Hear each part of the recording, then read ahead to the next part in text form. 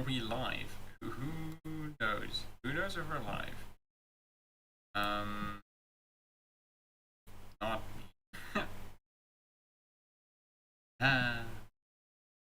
Okay. So for those who are watching the VOD, hi, how are you? You can just skip ahead. There'll be some chapters in the YouTube bar that you can just skip ahead to the start. This is just going to be the preamble for the stream. So yeah. And also, I know the audio isn't great. It's just some like new setup that I have now. I'll try to sort it out soon enough, you know. Cool. You are live. You exist. That is good, as they say. Okay. So before we start again, we're just gonna wait for everyone to pop on in, you know, as they say.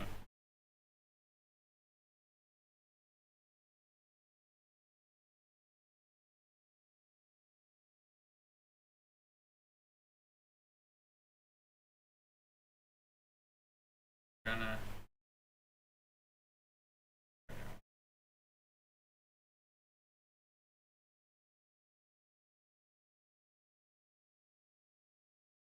cool. Wondrous.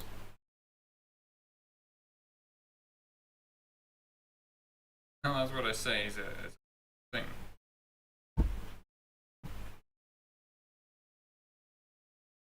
Cool.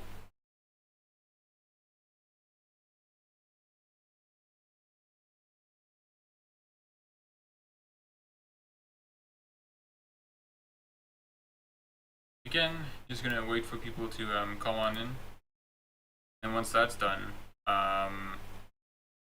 yeah, then we'll start.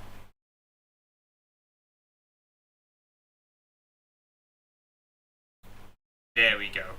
Gillen Ames' pretty face. Gosh, she's such a good-looking character. Oh my gosh, I love her so much.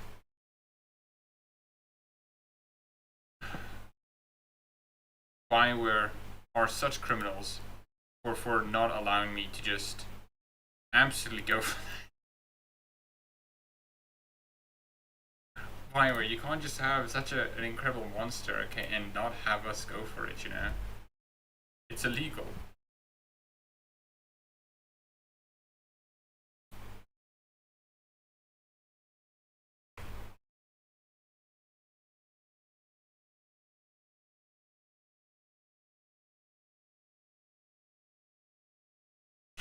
It's illegal.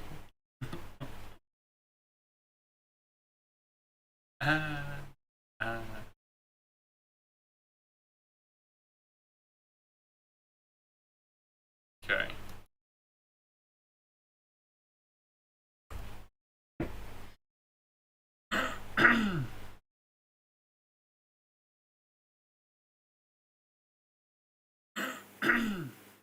Nice, we're gaming. We're gaming, as they say. Cool.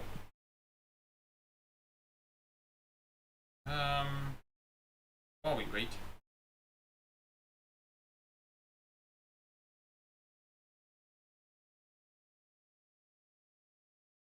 Hello, 5 people watching.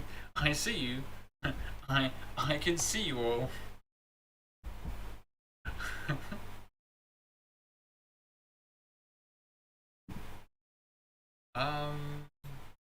Where is it?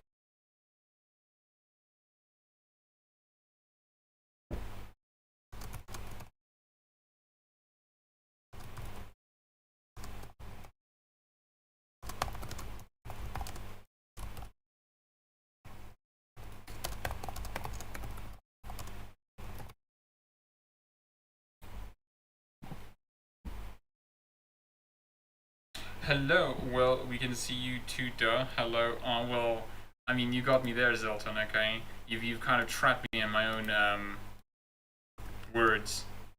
Well played. Well played. Hi, you're Zelton. Hope you're doing well. And, if there is any issues with the audio, I know, I can't really deal with it. It's because it's the room I'm in, and I can't really, like, shift rooms now. So yeah. Okay, cool. I'm doing good. While we wait for people to come in, yeah, I've been fun enough been playing Bloodborne. My brother got Bloodborne for Christmas, and I've been playing a bit of it as well. I'm enjoying it, you know. Um, when I go, obviously the sort of understanding that when you go into a Dark Souls like game, it's like okay, you're gonna die like 50 million times. I haven't died that lot. I've died like at most on one boss like 3 times. For the most part, I've been just like I don't know, straight chilling for most of it. So I'm probably not gonna. Probably it's not legitimate because I've been using summons as well. Hello, Combi Fighter. Hope you're doing well. Hello, Jeremiah Kawashi. Hope you're doing well. Oh, so we're just gonna wait for a bit more, and then we'll start. Good job. Hope you're safe. No, I'm safe, Jeremiah. Thanks for asking. I hope you're safe as well. No, yeah, I've been just chilling, playing some games, and I gotta say, like, one thing before I'll reiterate again when we get into it, is when I'm playing Veilguard, right, and I finish the ending, I was like, man, I want to play this game again, and I think there's a very clear difference, clear contrast between, um, the start of Veilguard and the like end of Veilguard, right? From dialogue to voice acting, like everything, right? It feels like the end, the Act 3, is where everything just like culminates together. It just becomes like so refined, you know, from writing to the execution of cutscenes to the music to everything. It's really really good. Yeah, I generally think it's like a bit of a masterpiece, Jeremiah. I got myself a PS4 this fall to play Bloodborne, among other things. I ended up only playing Persona dancing games on it, and that tried it. It does get insane when you end Zelton.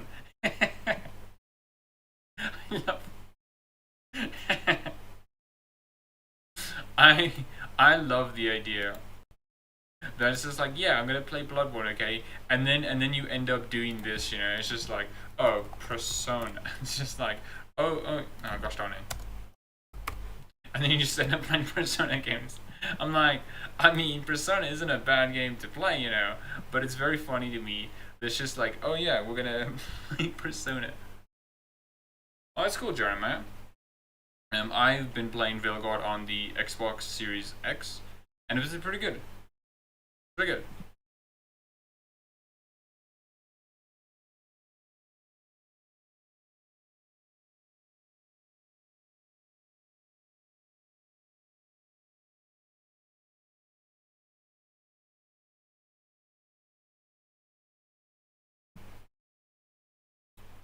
Good job. Not just Persona, the Persona dancing games, it's a bit sillier. Oh, wait. I hate anime games? Oh, Jeremiah. Oh, boy. Do I have news for you? A lot of anime games exist. I'm not a big fan of most anime games because I feel like they're really not just patronizing, but I feel like they're for a very odd demographic. What was that one game? It's a game where you play as like a big titted anime lady, and if you get attacked, your clothes start going off. You know, it's not a porn game. It's just a very weird like edgy anime game. Mike, what the? Kami Fighter, what did you say that got retracted? I saw that. Okay, so what is this Persona dancing games? I need to know this. Persona dancing game. Is it like a rhythm game? I mean, I'm not gonna judge you for it, you know. I do find that funny though. You know, you, especially the contrast. You have a Persona dancing game, right? And then you're like, okay, cool. I wanna, I wanna buy a PlayStation so I can play Bloodborne. This very like Victorian Gothic, absolutely like Eldritch Beast designs. You know, like just all over the place. You know, it's very scary and wacky. And then like, but Persona dancing game. You know, I gotta say you're brave. You know. It's a spin-off. Yeah, yeah. Why I play anime games when I can watch better anime through stars? Yeah, I can get you. Persona has great music. It does have great music, you know. I will never get that song. I think it's from Persona 5. It's like you never see me coming, like that. I will never get in my head. I've never played a Persona game, but that's just so infectious in my head. I play Veilguard on PC. I built. My word, I am jealous, Combi Fighter. I wish I could have a PC just built for playing those games. Because man, dude, I would. Oh my gosh, it is a dream of mine to have like a Giga PC and just like have it to be able to like play any game whatsoever, and then not playing any newer games, just playing the oldest games. Like finally, I can play Dragon Age Origins Max 7 without crashing my computer. But no, I delete the previous comment because my grammar sucks. I mean, come on, man. All our grammar sucks. Okay, you might as well live with it, you know. Metaphor refunds is trash. I hate main characters in RPGs that are silent. Oh, is it silent? Really? That's odd. That's odd for a Japanese game as well. Because most Japanese games have like voice protagonists, even if they don't talk a lot, they are voiced. That's odd. Oh yeah, and that's just one game out of like 20 in the series that are just as catchy. Yeah. Also, I played Veilguard on the Series S and it ran surprisingly well. Yeah, I'm very surprised. Like I remember like thinking of it, right? All a lot of games around like when Veilguard released, you know, were not necessarily like stable games. You know, they had a lot of issues with like running. Is it okay? Then I'm not sure. I'll have to look this up. I'm not gonna go into this. I'm gonna do this side tangent today. I'm just gonna finish this one point. Um, that a lot of games that are released nowadays are just like buggy messes that have to be patched a few days. Even like Baldur's Gate 3 had to have that, you know. Act 3 in like base game Baldur's Gate 3 was just like legitimately like not that stable, you know. And so it's very surprising to me that Veilguard just comes out of the gate and just like, oh wow, that runs well. Okay, I mean, sure, fair, that's fine, you know. And I think that's like such a good thing because like I can guarantee you, if Veilguard had even like 1/10 of the bugs that um you know Baldur's Gate 3 had in Act 3, people would be absolutely trashing the game for it. But there's no bugs, which is like I think a pretty positive thing, you know. I hate Souls-like games and Baldur's Gate 3's games, such as them. No, I can get you. I'm not a big fan of Souls-like games because of the story. As I'm playing like Bloodborne, you know, I often find myself going on this. Oh, it seems like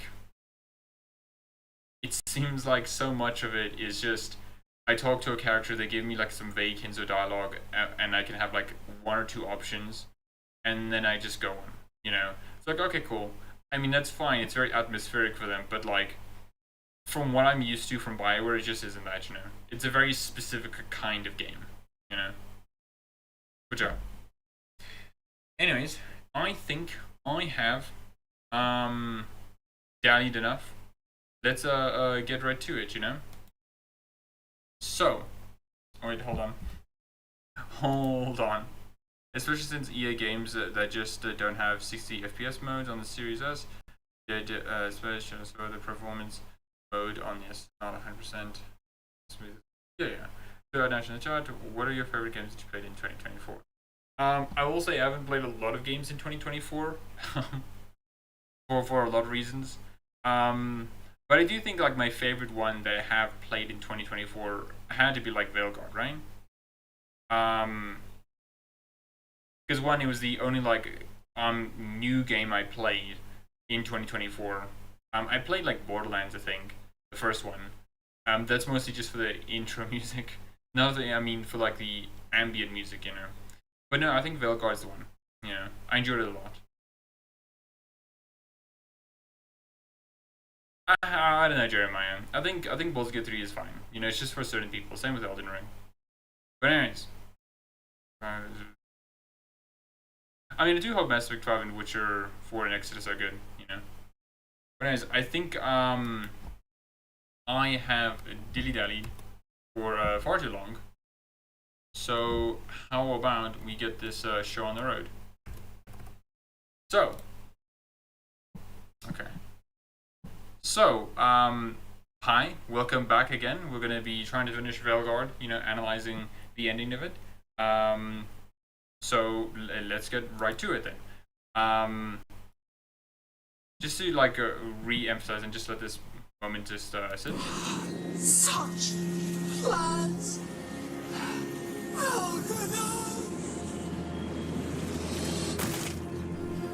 And I gotta say, I still love the sadness that is exposited by Gillenane, and just the sadness on Elgernon's face, because you can truly tell that they were people who, while not caring for most others, have a connection to themselves. And it's sad to see them in this depressive mood. They're obviously bad people, but I think it gives them extra depth to it.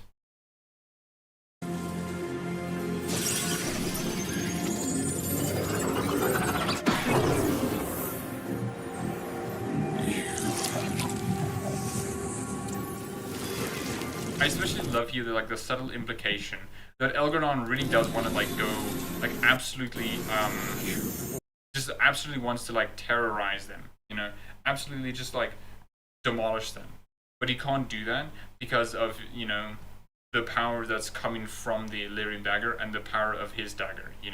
It's complete, but it's not. He won't be able to do much of it. I like this subtlety to it. Regret this.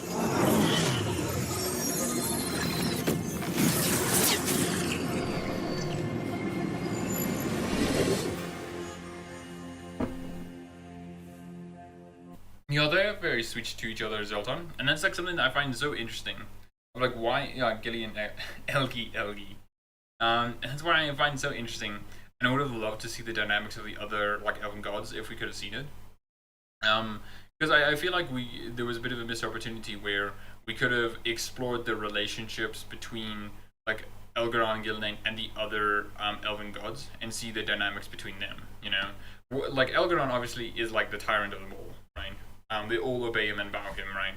But there's this sort of weird infantile fraternal love that he has for them, and I think that would be interesting to explore, especially I would have loved to see how Gillenane and Andril would have relationship been explored, especially because in the comics it's implied that they're lovers, and that would have been really amazing to see. And I think a vessel that they could have used that is through the Nardus Thalin, right? Where you could have had Aneris just absolutely seething the fact that Gillenane has a hot wife. It's just Gillenane and Andril all together, but Aneris could have done better. He doesn't need it. It's yeah, okay. Yeah, and I think that's cool as well, Tom, to see their actual relationships.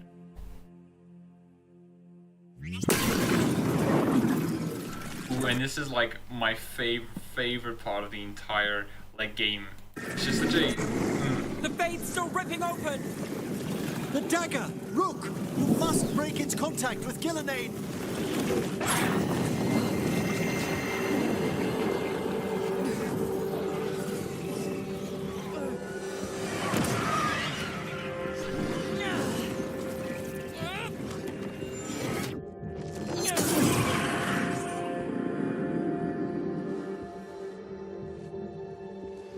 Lucanis? Lucanis! I absolutely love the mind trickery here. The flashes. Must break its contact with Gillenane. The flashes of Varric's body just strewn on the floor, and then Solace just appearing out of nowhere. Oh my gosh, dude, it's so. How do I say the word? It's so manipulative in the player, just quick seconds, quick actions, and revealing that what Rook has actually been talking, who's he been talking to the entire time, It wasn't actually Varric. The moment, man, It wasn't actually Varric or anything like that. It was just a figment of their imagination, which I think is so cool, Oh no. And so you have your victory. You live. Gillenane does not. Are you not proud? We finally reached this moment. And I think what I love a lot about this isn't that it's just. I think Solus is projected a lot here. When Solus Name says, does not. Are you not proud? We finally reached this moment. like, are you not proud to finally reach this moment? Like the way you can have your rook like describe how you want to get here, right? One of them could be like you're sort of weary of losing people. Another one can be like okay and fine with it and accepting the reality of the situation. And I think this is and more of like Solus projecting his own thoughts into it, and I really like that, you know, because even now Solus is still thinking of like how he thinks and how he feels, you know. Or did you think you'd win the day without some painful sacrifice?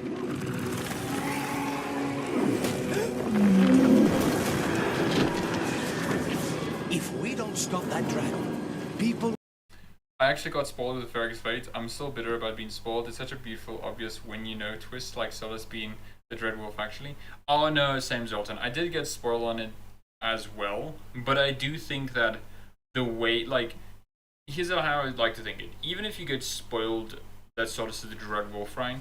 I think the game setting up and the game setup to the reveal is still very valuable as well, because when you get to know what the actual twist is, it's then cool game to like, oh wow, this is like the leading up to the twist, you know. And where I started to notice like, oh yeah, it seems like Varric is very excluded from conversations, you know. No one really talks about him, right?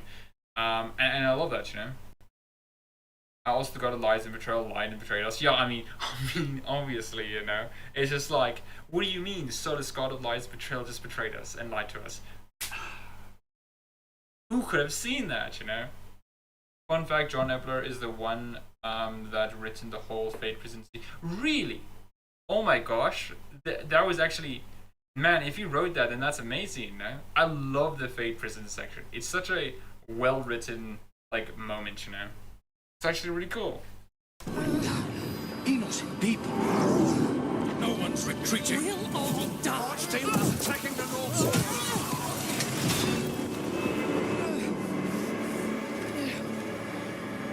You and your friend. That's why he's the creative director. The man can write. Yeah, he can really write, you know? I remember when he was the person who was the cinematic director. I'm surprised he became the creative director. And I think it really, like, suits the role, you know? But John Epler hates Solus. Yeah, hey, man. But he hates Solus, you know? Yeah, man.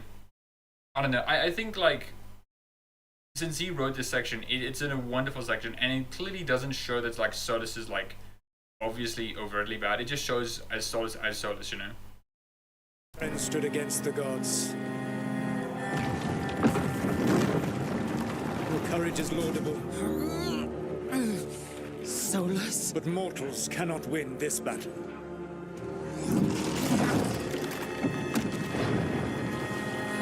Ooh, and I just want to say, I love with the Fate prison that it drains the color out of everything, right?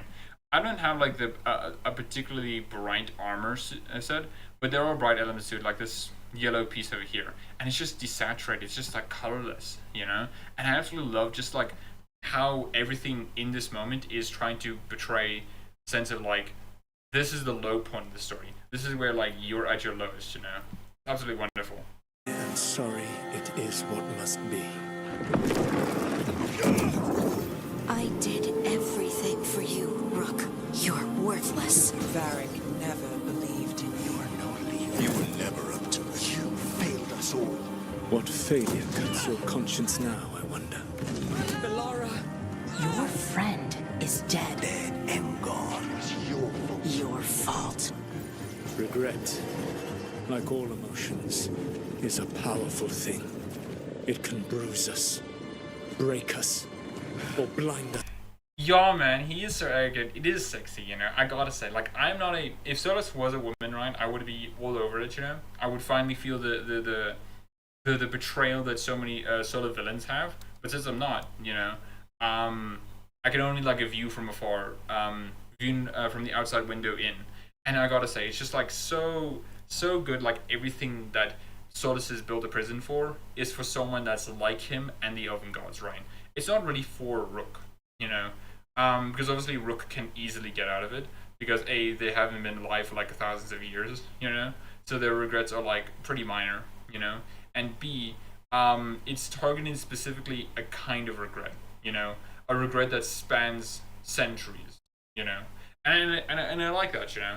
I like how so much of Solus's failures are him not really seeing beyond himself, you know. Solus is a very smart person, and he can do a lot of like awful, terrible, and good things, you know. But he ultimately is his own worst enemy. Veilguard makes me a fan of Solus. I didn't care for him in Dragon Age Inquisition. Okay, that's interesting. You know, I've always been a fan of Solus, you know, and Veilguard just like made him such a great character, you know. To the truth. Regret is even strong enough to serve as the lock on a prison built to hold gods. But such a prison can hold any captive. Even you. And I just love the position, especially the way he's like positioned here. He's clearly like he has to have such great posture just to hold this position, right?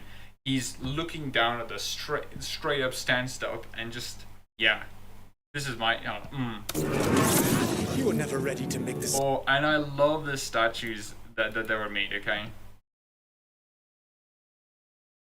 Strong enough to serve as the lock on a prison built to hold gods. But such a prison can hold any captive. And I just love the statues here, right? It's just such a, oh, it's so good, it's so good. Even you. You were never ready to make the sacrifices The that stick up his ass probably holds his posture. That's true. That's true, that's true. ship requires. So through our connection, I molded you into someone the prison would accept in my place.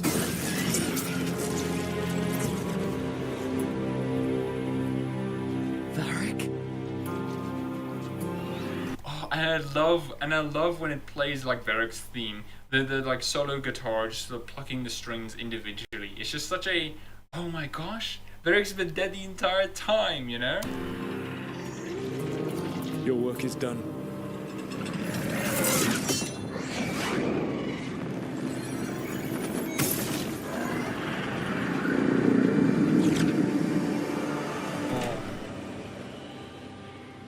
And I gotta say, I love this entire sequence like so much, you know. The reveal that Varric's been dead the entire time. The reveal that this is how Solus has been using us, okay? Yeah, sure, he's talked about like the blood magic that was there, and the only tenuous connection is that we could visit him in the dreams, you know. But it's more than that. It was more than that, you know. And he's been using it to manipulate us to think that Varric was alive the entire time. And I think this is so great because it does such a brilliant bait and switch, you know. Varric's injured, right? So he obviously can't really do much of anything. He has to stay by the lighthouse because, again, he's injured. And also Bianca's broken, you know? And, like, okay, that's reasonable enough, you know? People would, like, leave him, let him be, you know? And also, people don't really talk about Varric in a immediate sense because, like, well, A, they probably assume Rook's, you know? They have to know, right? Rook's gotta know, you know? Rook was right there. And so they don't really, like, press the point, because why would you, you know? A friend of yours just died. Would you like it if your friend of yours just said like, oh yeah, remember your friend that is dead, that is, you know, 6 feet under, right? It's like, okay, right? It's really good.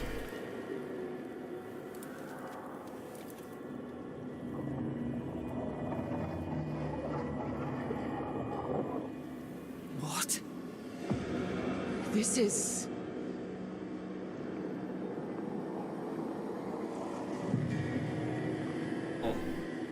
I especially love, like, again, the sort of, what's the word? Contrast, reoccurrence, where this is where Solus was the entire time, you know, and this is where we were, and now we're switched positions, you know. It's just like so good, so good. Hello, Paperbird. I love how DA uses spirits and fades to explore how emotions, trauma influence the world. Yeah, I like it as well, you know. It's such a great way to explore those ideas because even in Dragon Age Origins, right, they've constantly used the idea of negative emotions affecting the world, you know, negatively, you know. Pride, rage, desire all have an effect on the fate, and that has therefore an effect on the world. And it's nice to see that sort of storytelling, because not only does it like have thematic weight, but it also can have like, it can make sense as an in-lore thing. I think a lot of times with some games is that I feel like they're too narratively, too thematically heavy-handed, you know, where it feels like the point is just the themes. And I feel like Dragon Age strikes a good balance where it's themes and also just like a world and a setting that just makes sense, you know. Laura using Varric's surname was kind of a giveaway, to be honest. There's like a dozen giveaways in that story. I mean, there definitely is, you know. But you can chalk that up to like, why does Laura just say Tethras? Because Laura didn't know Varric, you know? And it's not like Balara, it's not beyond Balara to use proper surnames, you know? Balara is a very polite person, and she doesn't like step on too many people's toes unless, you know, she's allowed to say, to give them a more proper name, you know? Veilguard is the best cinematic bio created so far. Yeah, man, I hope the same team is involved for, Mass Effect 5, because the attack on Minrathos, right, where you have to save it, is such a beautiful cinematic, especially on just, you can definitely tell where everything like fits together, and it's just so seamless, you know, so seamless. Balara is the best girl. I mean, yeah, Balara is the best girl, you know, obviously, you know. This is where we talked when I was dreaming. But I'm not dreaming. I just gotta say, I love my Rook. My Rook just looks so cool, especially the armor. Oh, the armor is so good.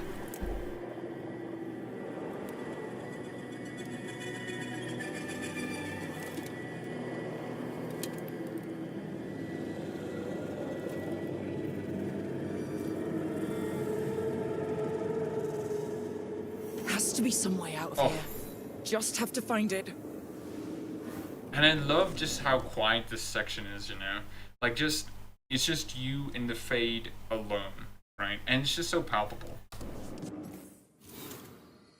Oh. The team defeated Gillinane on Tearstone Island, but not without heart-wrenching losses. Anticipating this, Solus used the connection with Rook to swap places, re-emerging into Thedas, while leaving Rook trapped inside a prison of regrets. And to build on like a point that Paper Bird said, right? It's cool that how a lot of the magic in sort of Dragon Age is also tied to those emotions, right? And how regrets like notch you up. It's a great thematic point, but also it just has a lot of like, oh yeah, this is how like the magic works, the mechanics of it, you know? It's such a great idea on multiple fronts.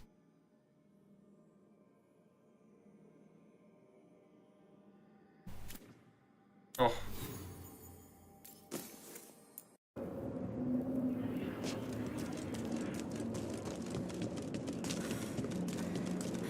Well, and just like visually, everything around here is just like so gorgeous, you know? Gorgeous in a very like depressing way, but it's just like, oh, so good. The like wolf statue, of course. And there, each of these like little growths for Solus's, very tied, and this one I believe is How did Solus get out of here? Related to Mythol. Yeah, like Mythol in Dragon aspect offers different wisdoms and protections, striding with the powers of hidden ways. Fingerprints mar the golden shine, as if well handled. It's just like, oh yeah, one of Solus' regrets. Him, you know, parting with Mythol, you know, him killing Mythol.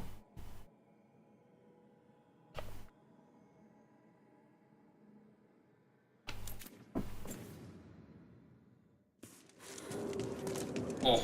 Solus swapped places with me, but there's more to it than that.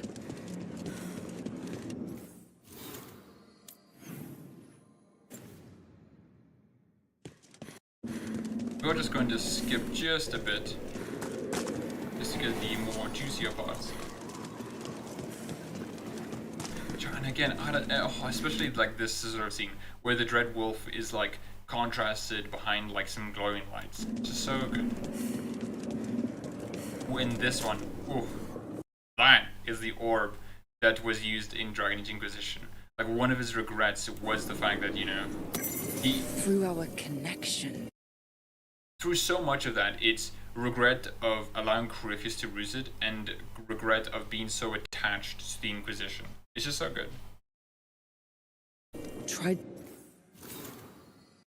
Orb shards broken by misplaced trust, shivers of an irrevocable power, the kindling of regrets, humming with diffuse loss of vitality. It's just like, oh man, dude, that's so good. That's so good. Oh. I constantly like fall to that jump. Feels like this place is taunting me.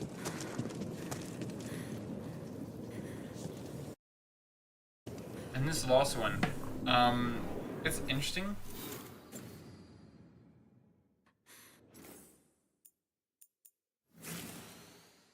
Because I went to a big...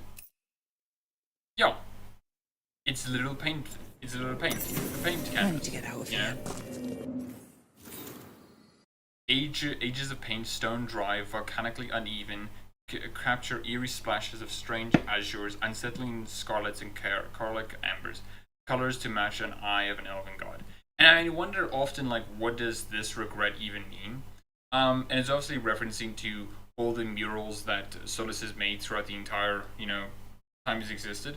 And I wonder, like, what specifically is this regret? Is it more that he's reflecting on things, or is it more that this has been used to portray his regrets? I'm not sure.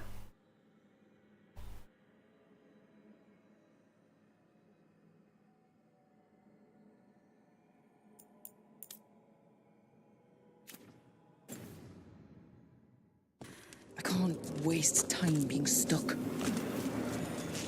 Find out if Lucanus is... No. He was just knocked out. And I love how our Rook throughout this whole dialogue, like doubts themselves as well, and starts like getting knotted up. Because this place does like feel like it'll make you stew on your regrets for a really long time, if you're not careful. He can't be dead. It was only last year that it dawned on me that all those gods' damn murals were made by Solus, and he's a painter, and I kind of forgot about that. Yeah, right. It is sometimes... You can forget that Solus did make those paintings, especially when it's not like very clear to you. But I think it's a nice detail, It makes it a bit more like interesting that Solus made all those paintings, because then you can ask the questions of like, what was Solus trying to do, What was he intending by those paintings, I have to get out. Chest's open, but that doesn't help me get out. I do like that they gave a little dialogue that, like, yeah, the chest is open. I don't know what that means, And these are little ruins that are added, Like, it's cool. It's interesting. I didn't really use them because I didn't really feel like they were that necessary for me and for my build. Because the build I used was a chain lightning build and also like a mana build. Ooh. And this is the part where I get, like, very sad and emotional. Hey, kid. Come on. Solus found a way out. Now you need to find yours. Varric? He's not here. Of course he's not. So how do I get out? And I gotta say, I love just all the statues that are here, right, of Blar. It's so imposing to me that each of these statues are larger than Rook, because there's obviously supposed to imply that, yeah, the regret that Rook has to leave in Blar or Nevin, or Nev if you let her do the wards, that this is like Rook's regret, leaving her or letting her do that. It's opposing upon them. It's making Rook feel much more of a smaller person because of this regret that they have, Oh man, it's so sad. Solus said this prison was built to hold... One of the ruins lets you shoot a fireball at people, at least when you're a rogue. I don't care how useful that is. That is fun, but I'm a mage in this playthrough, right? That is interesting that the ruins do different things for different classes. I did like that. Gods. Built to hold gods. And I think something that's very important to mention here is this is built to hold gods. Now you can say that like a prison built to hold gods could most likely hold a normal mortal person, right? But I think there is a bit of a difference here because a god is different than a mortal, you know? And I think the regrets that like a god might face here would be a lot more numerous, you know? And a lot more notable, you know? I imagine if you had Gillinan here, she would be stuck forever because then she would be in regrets of not only just like of what she's done, you know, in a sort of like am I wrong kind of sense, but also in a what's the word? More pettier reasons, right? All the tiny mistakes that she's made in her entire life, you know, and she's lived for a long, long time. And locked with regret. A god prison can't hold a rook because she's a dumbass. She's a moron, you know? And she's like, huh? I'm not a god. And then, and then a portal just opens up. So it's like, well, that was easy. and Solus is baffled, like, how'd you get out? I said this can't hold me because I'm not a god. And it's just like, gosh darn it. He said that, too. Laura. Rook. I was supposed to find all the secrets of the Nodus Trithallan. Now I never will. True, Zilton, true. And those like simple things like I will never be able to do this is such a very powerful statement, you know.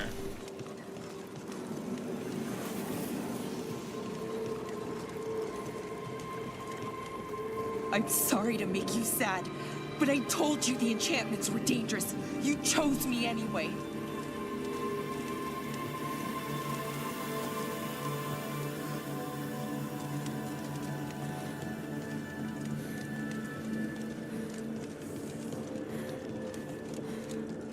And man, it's just like all of these statues, you know, it's just so impactful to me. Just like seeing everything being so imposed upon Rook that, yeah, Rook, this is kind of your fault, huh? Isn't it? Isn't it? This is the probing question that's being asked. And this is just so like so atmospheric, you know.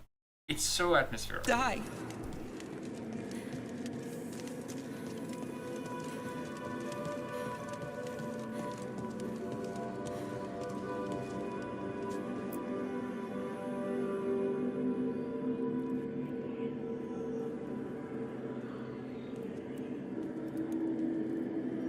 And I like the options we're presented here, right? It's that's wrong or I'm sorry, you know? That in face of this regret, you can express either that you're sorry that you caused her death or that you're, hey, this is wrong. And I do like this option, you know? I'm not sure what happens if you choose the I'm sorry option, you know? If it leads to the same outcome or not. But I do like these two different choices, you know? Where you can be like regretful, right? Or you can say like, no, man, that's like right, and like I chose that wrong option, so let's see it play out. No, you're wrong. My friend, she knew the risks and she still volunteered. She chose as much as I did. We all believed in what we were fighting for, what we're still fighting for. And Balara knew what it might cost. She did, kid.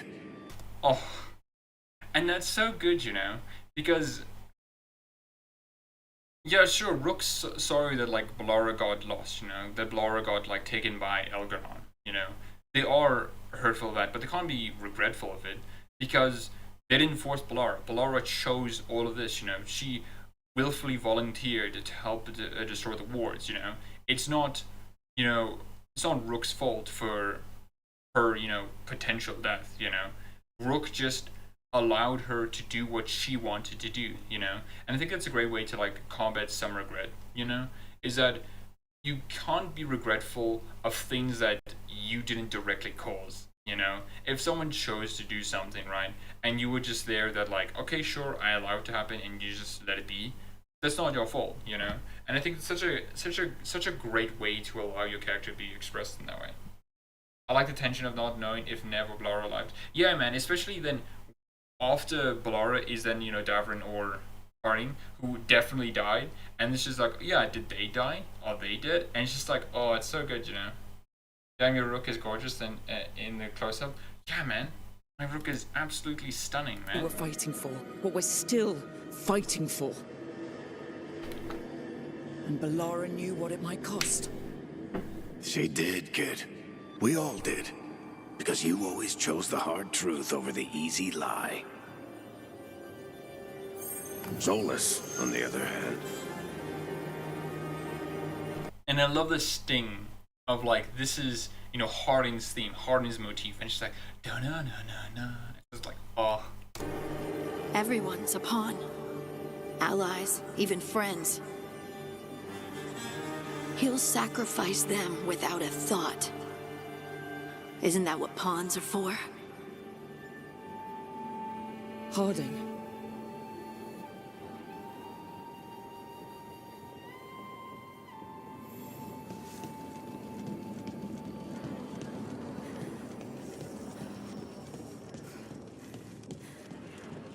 Whatever it takes. Your words, weren't they? Oh man, and this is and when I was replaying the ending to record it, you know, I kept getting this like whatever it takes, and I'm like, oh gosh darn it, dude, this is, oh my gosh, it buddy bites in the ass when you get to this section. I'm like, yeah, whatever it takes, yeah, and it's just such a great recontextualization of what you said, you know, yeah, sure, whatever it takes, and then you get to see the consequences of whatever it takes. One of your companions legitimately dies, you know. And you were right. You gave so much to all of us.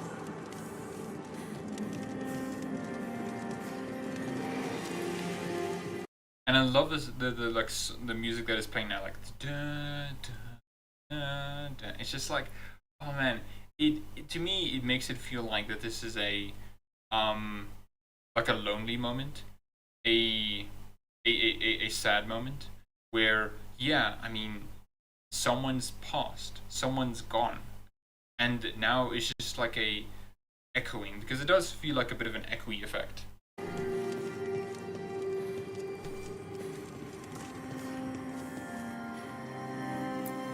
You reminded me that what I feel isn't who I am. That I know the world is good and that I love the people in it. I also like the background here, where this is like a combination of our like companion stuff. Like you have Balara's Nodus of Thorlan, you have like the plants and stuff like from Harding, and it's just like so good, you know.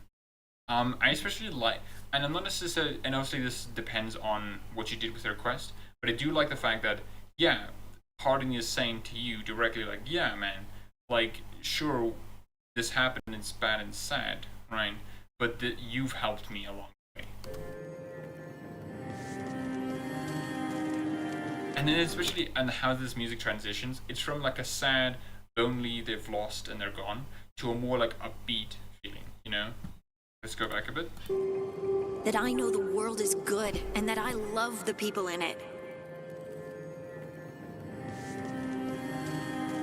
Especially on the way that's just like, oh yeah, this much more like upbeat tone, and then you're ascending upwards, you're going forward. It's just like, oh.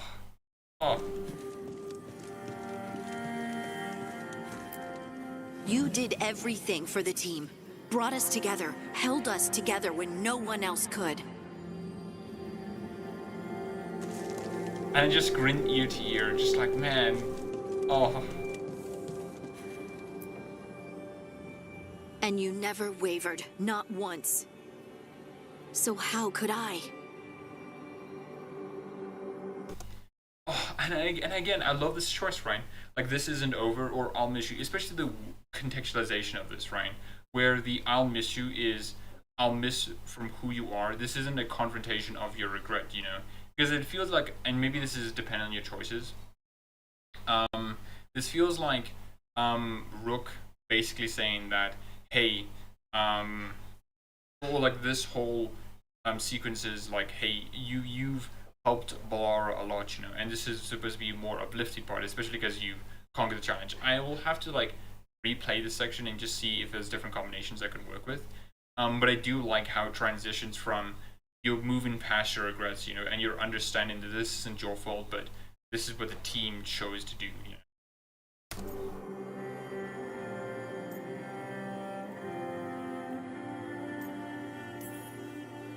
You gave your life to save the world, Harding. But the world's still not saved. So I'm going to get out of here. Stop Elganon and stop Solus. I'll make sure your sacrifice was worth it. Great job, kid. Now, what about mine? Oh, what about mine? That's so good.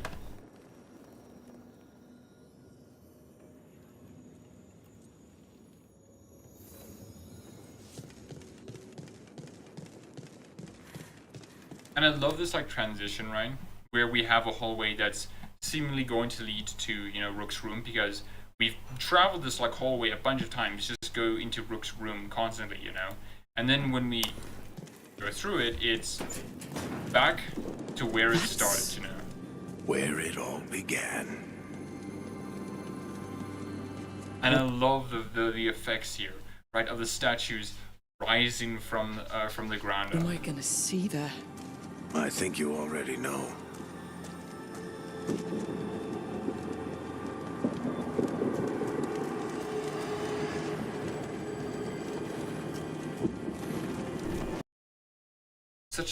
Such a striking visual, you know.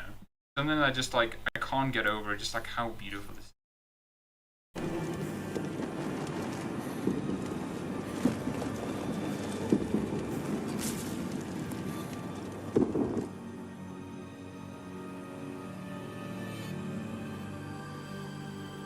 We've got you back. If anyone can get through to him, you can. And I love the references to like what you said to him at the start of the game, like so long ago at the start of the game. Like, yeah, it's fine, Varric, you can do Thanks, it. Rook. And like, yeah, this is kind of like recontextualized, like making you question if what you said was like the right idea, you know? Whatever else he is, he's my friend. And if he won't listen to me, then he'll hear from Bianca. You need to listen. This part always gives me chills. It's so gorgeous, man. It really does give me chills as well.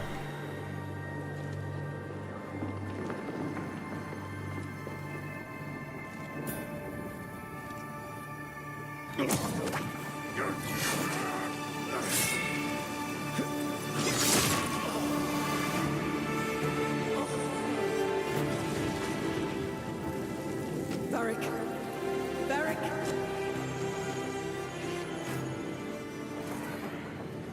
Harding!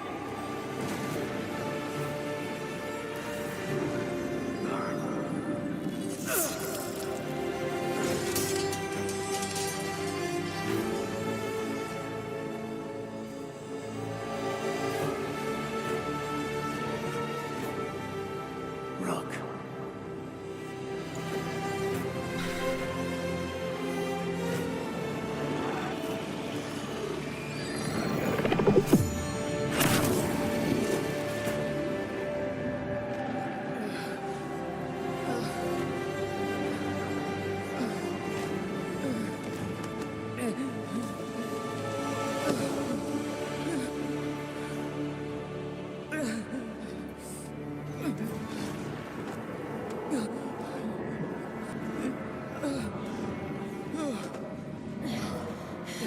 Let's go this way.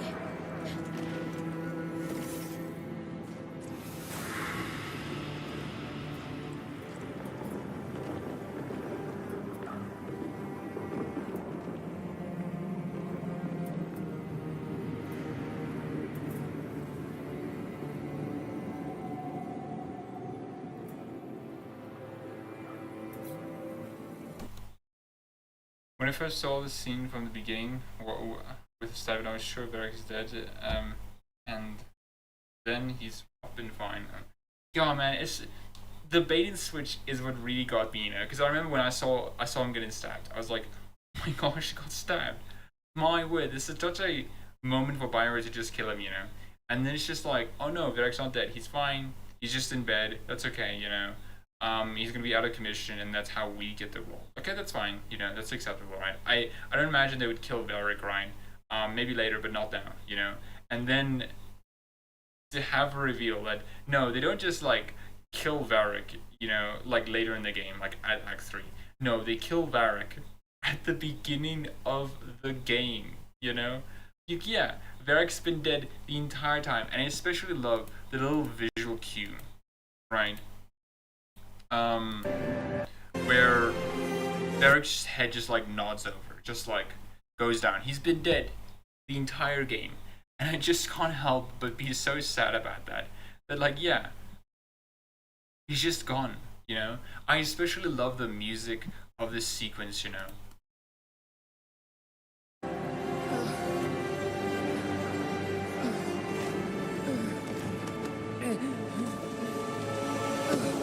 Like this echoey, like vibrating, like violin music, just like echoing sympathy of, yeah, he's been gone this entire time. He's been dead, and you've been living a lie. It's just like, man, how wonderful, you know, how wonderful. When I played Dragon Age 2 and Dragon Age Inquisition, Varric was always in my party. Seeing him dead here, I felt a lot of emotions. Yeah, man, same as well, you know. And I'm just like, yeah. Yeah.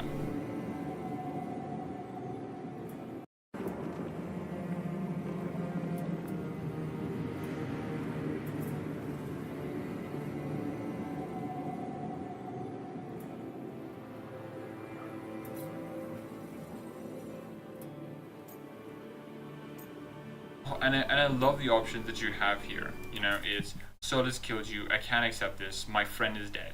You know, and it's just the ways your rook can express in this moment of like, man, I just, I don't know, man. Like, how do I articulate it well? The emotions that a rook can feel now are great sadness, right? Like, they can't accept this. They're in the stage. They're in denial. You know, that a sort of tough, like, just matter of fact point that like you're dead. You've been dead. Or like Solus killed you, a more aggressive approach. And I love all these approaches, you know. I hate Inquisition because I only play the mage, and my favorite companions are Varric, Solus, and Dorian. Yeah, man, how can a mage with thin bones like break down a wall, you know, without a warrior, right? Mages should just be able to blast the wall.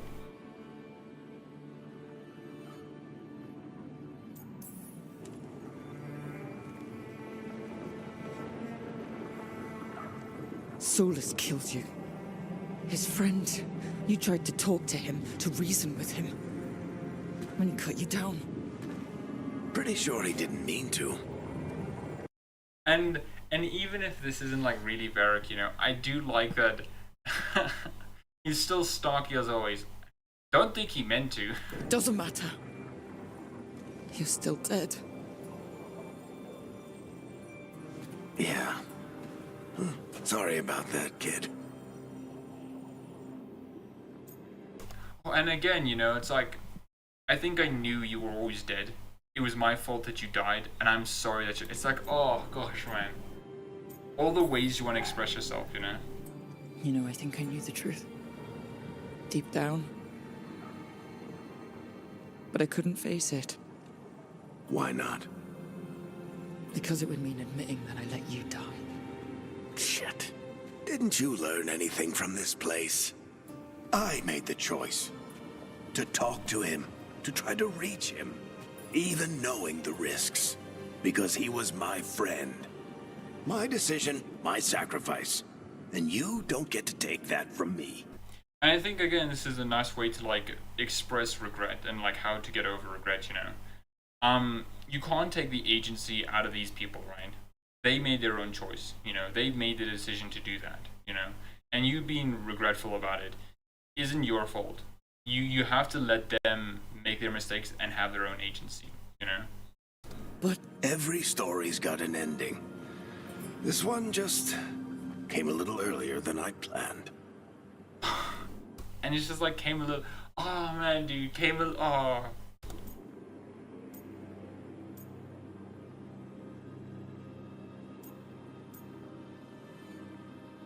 And I think there's a bit of like sort of meta going on here with, because like this is obviously like a fan favorite character, you know, and having the "I'll miss you" I think is more than just for Rook, but also for like fans in general, right? To just express the idea of like, yeah, I'm sorry, Rook, I'm sorry, Varric, you know, I'm sorry, I'll miss you, you know. Also, Brian Bloom in Veilguard might. Yeah, man, so good. Yeah, man, it's such like Varric's actor since the beginning, you know, has always like done a 10 out of 10 performance, you know. All this time, Harding and Nev. I also like, and I just wanted to mention that I like that we get a bit of extra dialogue with the so Harding and Nev like new. The other ones you don't really get that a bit of extra dialogue, but I do like that each one has their own like, oh, if you pick that one, you get some new information.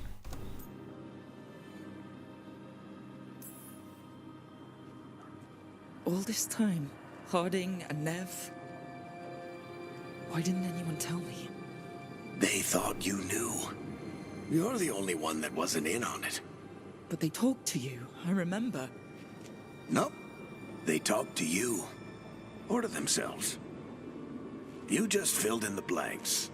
Oh man, and it just makes it so much more emotionally, so much more emotional, you know. Because as I'm replaying Veilguard, right, I'm getting to see all these little hints, all these little scenes, and like, yeah, Varric's not really being an active member of the conversation, and no one's really acknowledging him, right? Like, it may seem like they're talking to Varric, you know, but no, they're either talking to everyone in general, to themselves, or to you, and you're just like filling in the blanks, you know. And I love that. I love that so much, you know. Time to finish this story. Your story. I just know the ending's going to be killer. What happens now? To you? I'll disappear. Go back to just being a memory. And this is the one thing that makes me really sad, you know, is that we are just talking to a memory of Varric, you know, or like Rook's interpretation of Varric.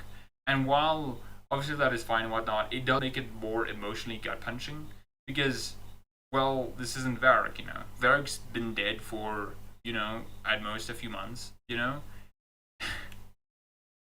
And yeah, we've just had an impression of Varric, you know, and it's just like, man, that sucks. That's so sad, you know. Second playthrough makes it clear how little they're hiding his death. Yeah, you know, but I think it's like a combination of people going like, oh, I mean, like, they wouldn't kill Varric, you know, or no, I mean, Varric seems fine. Like, no one's talking about him being dead, you know. It just doesn't make it so overtly obvious, you know. It's like obvious in the sense of when you know it's obvious, but when you don't know, it's just like, oh, it's just what you do, you know. Oh, he's out of commission. Well, you're just gonna talk to him like he's out of commission, you know. And the way he's being talked to is just like he's out of commission. The way like Nev and Balara, Nev and Harding talk at the start when you're dealing with the when you're getting the dagger is basically like, oh, and everyone, you know, Varric paid the price for it, you know. It's just like, yeah, Varric did pay the price for it, you know. He's now like, he's a big cripple, you know. Bianca's destroyed. He did pay the price for it, you know. It's not that obvious, you know. I was in denial. Yeah, I think we were all in denial, you know. Right. Hey, they're hiding it a little, don't but get it's all misty-eyed on me, it really okay? does. I had a good run, and I don't regret a second of it. What about Solus? You talked to Mythal. You saw the memories. Solus wants to be a hero. That's who he is, deep down. He already does mirror Leah. And also, hi, how are you?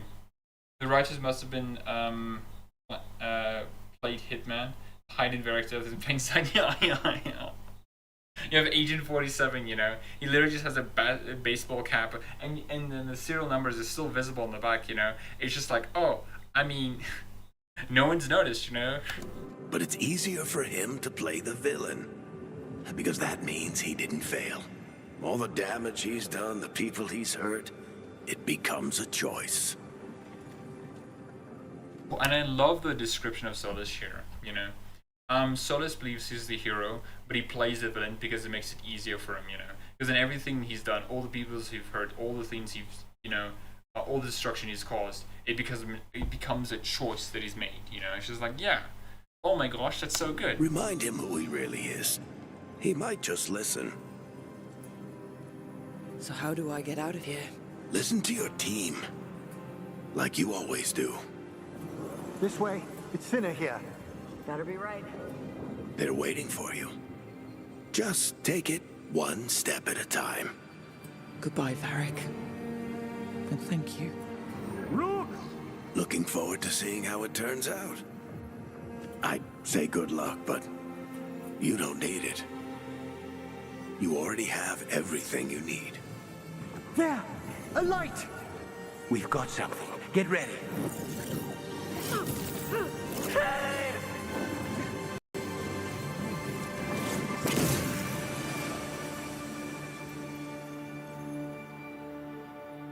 Oh, man. Oh, Varric. I am. And I just have to say, I absolutely love how, you know, Varric has always talked in these transitional pieces. You know? Those have been Varric's voice. But now it's not Varric's voice anymore. It's now a new voice. It's Elgernon's voice. And I'm just like, oh. Y'all, Varric is really gone, you know? There's this one image. I'll see if I can pull it up quickly. And I absolutely love it to bits and pieces, you know? See if I can get it quickly. It's this fan art done by someone.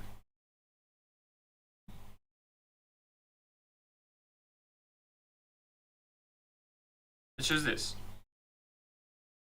The basic description is, not all lovers are soulmates, not all soulmates are lovers.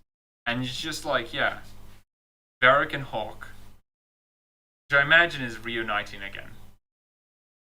And I just love this image so much, you know. It's so like emotionally impactful, and it hits the right chords with what I think a lot of people are feeling at the end of Dav, you know. These two people who've known each other for a very long time and who've done a lot for each other are now not going to be able to see each other. Or if they are, they're going to be reunited in the afterlife. And it's just like so emotionally charged, you know. I love it to bits and pieces, you know. Such a great set piece, the regret scenes, you know. Because I love how BioWare has utilized Rook's like set protagonist status to mold them into a person that does have a lot of regret in themselves, and which makes this whole sequence work a lot more effectively than if you weren't. Because I can imagine if this was more of a silent protagonist, you could have just had the player just be like, very cool, I don't give a shit, you know, which I don't think would have worked for that. But the choice that they made, I think, worked really well for it, you know. And I generally, like, when I first was playing it, I really got emotional, you know. Random thought, but replaying Veilguard, I thought about the stuff being cut down, you know, as if, if they cut this stuff, it would have been, oh yeah, but realistically, I do think that it is good that they made it a bit smaller, you know, because it helped them to refine a lot more of the important stuff, you know, especially the ending. But I think the cuts and the downsides on the story is more due to the reset that they had from making a live service game to a single player game, rather than like not wanting a huge game. Those recaps are so good. I hope they bring it back for the next game. I do hope as well, you know. It's such a amazing like end off of a act, chapter, or anything else, right? Because it really just like hones in on the story aspect of the moment. Elganon, first of the firstborn, last of the Evanurus. I also want to analyze here. I love how Elganon like introduces himself. Solus describes him as like the first of the like Evanurus, right? And first among the elves, right? But no, Elganon describes himself as the first of the firstborn. That no, he wasn't the like part of the group that was the first elves. No, he was the first elf, right? Hawke and Varric. Yo, Hawke and Varric, man.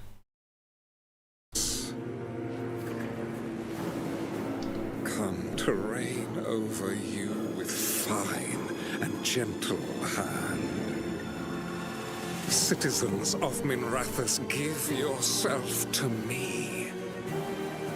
Together we shall unleash magic so glorious, so limitless. that all the world will be transformed. Oh, it's so good. Amongst Us? Bum bum bum bum bum bum bum. Ba-da-dum.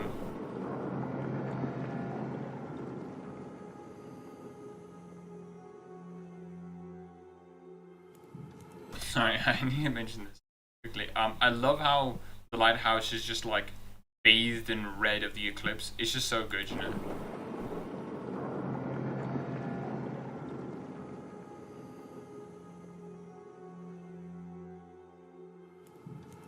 He seized control of the Archon's palace? While the Majesty.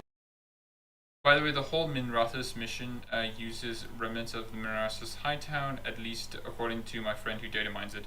Really, you have a friend who data mines it? That's epic, man. I don't have any friends like that. Okay, that's interesting then.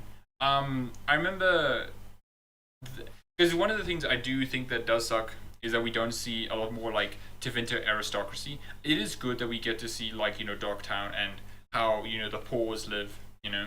But it would have been, and this is, I think, a missed opportunity for Veilguard, is that we don't get to see the caste system that Tevinter has, you know. I can't remember all the names because they're Tevinter and I can't pronounce them. But it would have been cool to see this sort of like caste divide and have a lot of quests revolving around it, you know. And that's another thing I think I'll talk about when I make my video for it, is how the quests function.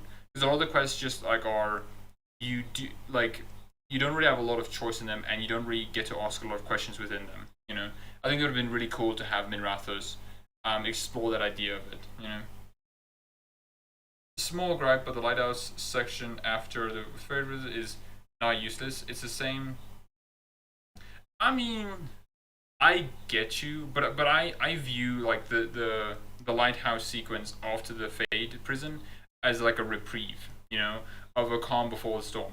We've just like gone to our lowest of low, you know, the lowest point within the story for our character, and now we're going to ascend up, you know.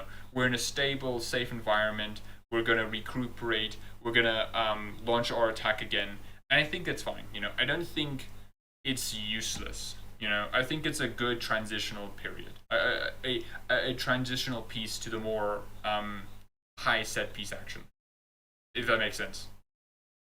It's the same friend who finished the game. Who finished the game 4 times already. She didn't do any giant discovery. She just sends me trivia. My gosh, what a friend, eh? Oh yeah, I just finished Veilguard again. Again? What's for the 4th time? Sorry, 5th. What? What a friend. The Imperium was in full session. Only the Venatori seem to have survived. Oh, and sorry, I love Lich Emmerich, okay? He's just so gorgeous, okay? Look at him. Oh, Lich, yeah, he looks like such a fucking bad. Oh man, dude. Lich aesthetics are great, but they're always evil. But I love how Dragon Age in general just like portrays liches, you know. I imagine like with Hezenkos, you can have a lich that's just, you know, evil and whatnot. But for how liches can be made, they're only being controlled by good liches, which I find very funny, you know. And man, it is an idea I would love to see explored, where we're in Navarra and we're discovering and exploring the Mornwash, Mortalitas, and all that kind of stuff, and we deal with like liches in general. It's just like, oh, so good, so good, so good. Oh, I guess my point is the party just gives these somewhat unsatisfying comments, you know. I mean, I get you. You know, I'll get to it when I get to it, but I do wish the comments could have been more substantial, especially on how we can ask them more poignant questions, you know, like something like I get why they may have wanted to move it, because they do have another final conversation at the end of the game, but I do feel like it would have been nice to have another conversation like that during this section, right, where it's like, do you really think this is what you imagined when it happened? And then like Lucanus can give the answer like, fighting gods, more or less, you know. It's just like, oh yeah, I mean, you do see some extreme poverty in Dogtown. People did depends. I think this is a good indicator of very unequal society. Yeah, but like a more explicit exploration of it, Paperbird, you know. I think it would have been nice to have Minrathous be utilized in that way, in more explicit sense, right? Because I remember Dragon Age Origins, has like explicit quests where it says like, oh yeah, here's elf racism, you know, here's like dwarven poverty, you know, something more explicit would have been nice. Not like 50 quests should have been dedicated to like the intricacies of elf racism, you know, but like a couple, you know. I love how the liches are unexplained. They just are. Yeah, man. Especially the scene when Emmerich does become a lich. You know, you just have these three guys who are just like right above you, just looking down, saying like, "Yeah, sure, we're the liches of the Grand Metropolis. Emmerich, Volkaren, badass name by the way. You're becoming a lich. Okay, get ready." And then after like what maybe just hours of Rook waiting, just like being stared at by these like liches, you know. Emmerich just walks in. You have Lady Marith just like with, I think she's the one with the urn jars, and then you have Vorgoth, which is like a bloody dagger. It's just like, oh, okay, yeah, what happened? Who knows? Also, yeah, the conversations with my friends go. She just drops me on a new Veilguard playthrough twice a month. That's very funny, you know. Based friend, by the way. How were the shadow dragons? Still fighting, last we heard. But Elganon's... One thing, and I'll get to it again, I'll revisit the points again. I do wish that they explained more in detail how the crossroads work, or at least that, like, there are Rook can say, like, hey, we have the crossroads, right? You can use it anytime you want. There's going to be a spirit called the Caretaker who will help you, like, across it, you know, and that's how we can have troop movements and supply movements, you know, because in Masked Empire it was a huge plot point to use the crossroads to move troops and to ferry supplies and stuff like that, you know. I feel like that could have been really good to basically say like revisit that idea and make it more explicit. It's probably how they've gotten everywhere so fast, you know, but I would have liked it if it was more explicit that like, yeah, this is how we've been operating and defeating the gods, you know, by using the crossroads. Emmerich Volkaren, you just messed it up again. Emmerich Vicarian, you just messed it up. You know what? Leave me alone, okay? I'm a tired boy, okay? It's late by me, okay? lighted the city, and the Venatori magically sealed the gates. No one's getting in or out. Even the city's alluvians went dark. We've got no way to contact the shadow dragons. Yeah, like that. Like, that's an explicit thing, but I wish it was more explicit, like, at the beginning of the game. They'd be dead already if not for Solus. Solus? Also, sorry, I do like it, because this is a bit of a bug. I have gray hair, right? And for some reason, the red light makes my gray hair red. I find that very funny. Also, I like how Rook just says, like, Solus? Huh? It's just like, Rook, what are you saying? He got to Minrathis just before the gates were sealed. He saved some civilians and killed some Venatori. Now people are rallying behind the Dreadwolf, like he's the only one who can save them. Oh. I do like this part as well. Because, like, he wants revenge, he's using people, don't count on it. Like, they're all true. I do feel like maybe it's a bit redundant, but I do like how you can express what you're feeling about the Dreadwolf in this moment, you know? That's not right here, that's about magic. That's good. He's using the Shadow Dragons and anyone else he can to give him a clear shot at Elganon. Then he finishes his ritual and the whole world drowns in demons. He can't hurt Elganon yet. That archdemon makes him invulnerable. Right. Solus needs to kill it first. And once that's done, Solus goes for Elganon with the dagger he took from us.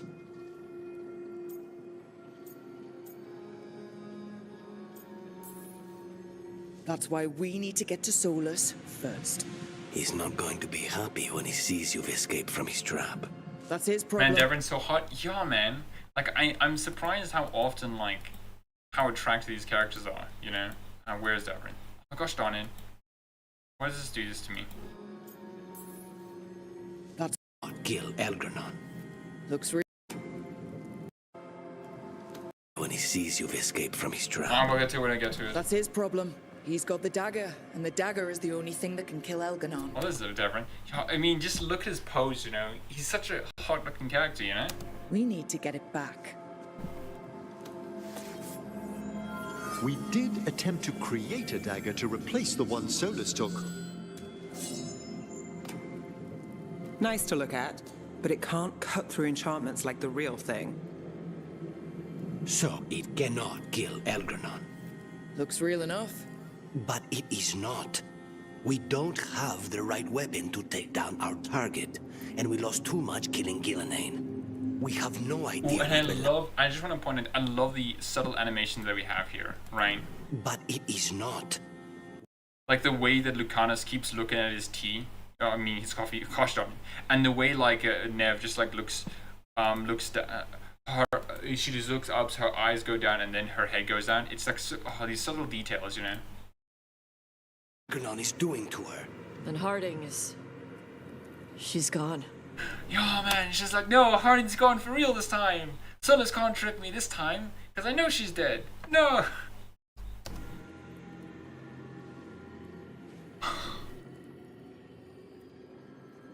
Oh, man, it sucks so much, man.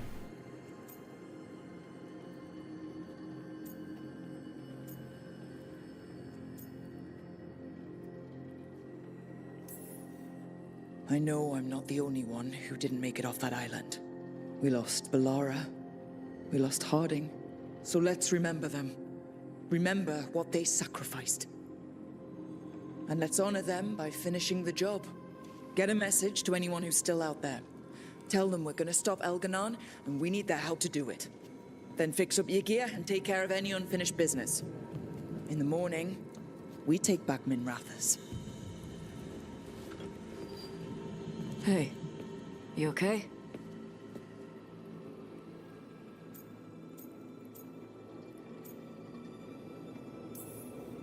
You know, for the first time in a while, I really am. Don't insult. Yeah, my apologies, okay? I didn't mean to say that, okay? So, sorry, Lucanus fans.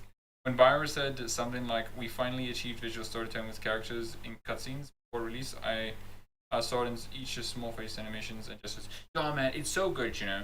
And it's not, I think, consistently throughout the game, right? I think there are a lot of moments within the game where you don't really get to see that. But when it really needs to be high quality, it really is high quality.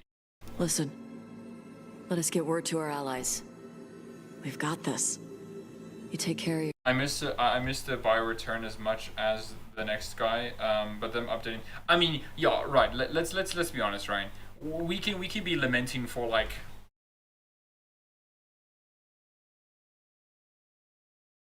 We can lament the bio return all we want, you know. But like, come on. It was if Bioware kept the same like graphical fidelity that they did, up until now, then maybe it'd be fine. But it is good that they updated their animations. Yourself. I'll stop by your room in a while.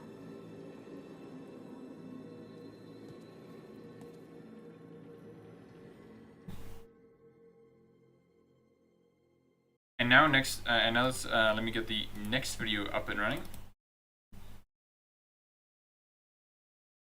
Because I had to like end the recording at that point. Okay, that's good. So yeah, I mean, that was the first section of it, and I gotta say, I absolutely adored it so much. You know, it was just like, it was right on so many levels. You know, from choosing which choosing which leader should like lead the second team to basically die. You know, and how that like resolves itself in the end, to the set pieces and the dialogue and everything about it. It's just like so wonderful, you know. And the Fade prison section, I think, is really where so much of like Dragon Age's themes and like storytelling and lore just like collide together, you know. Such an amazing sequence. Let's go some honky tonky. That's true, man. Man, these characters' voice work unspeakably good. God damn it, Fiverr. Yeah, man. Gosh darn it.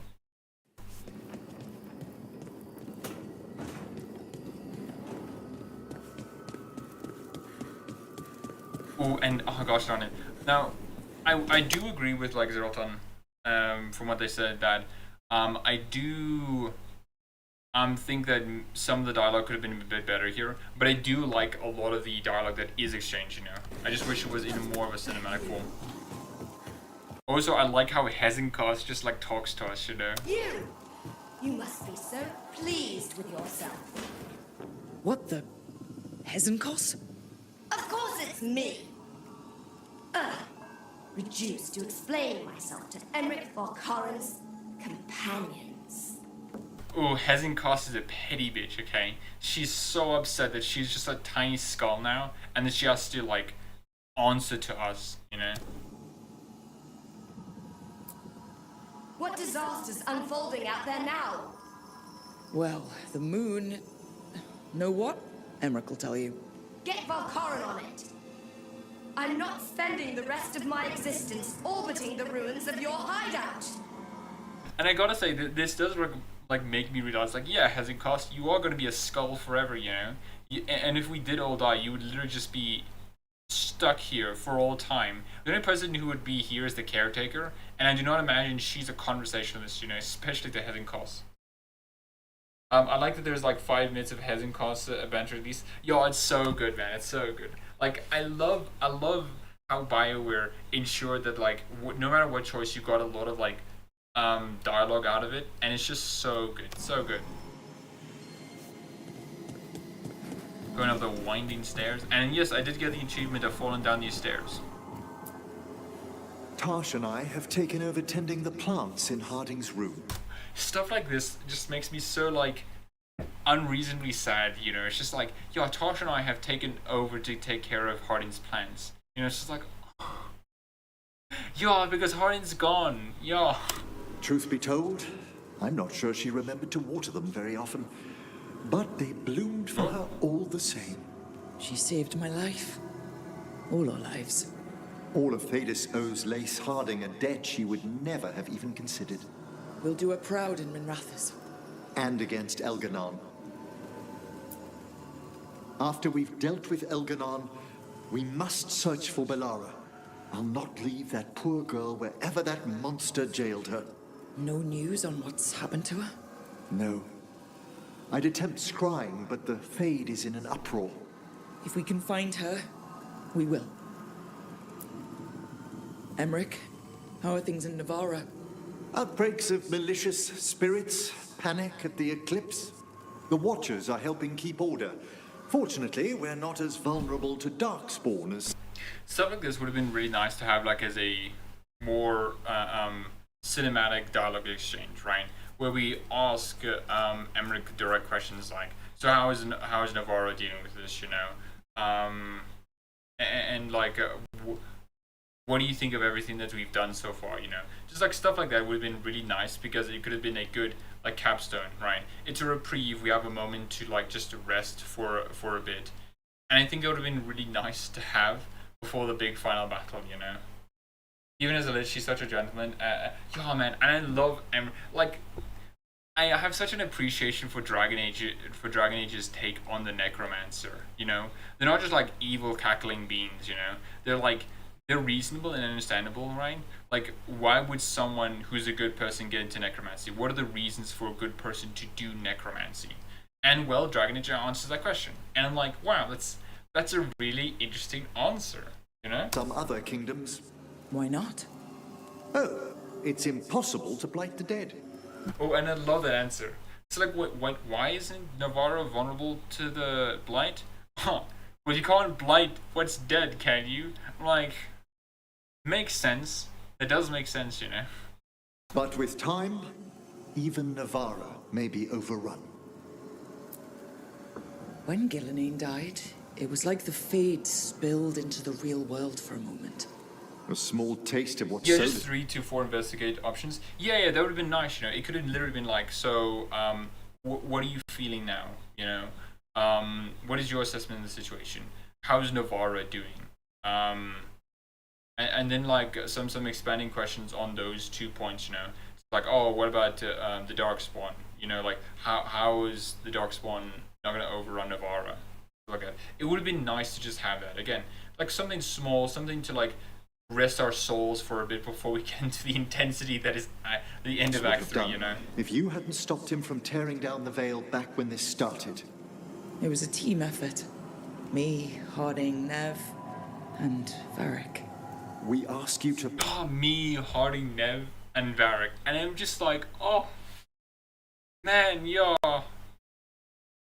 Plunge back into battle without a proper chance to mourn.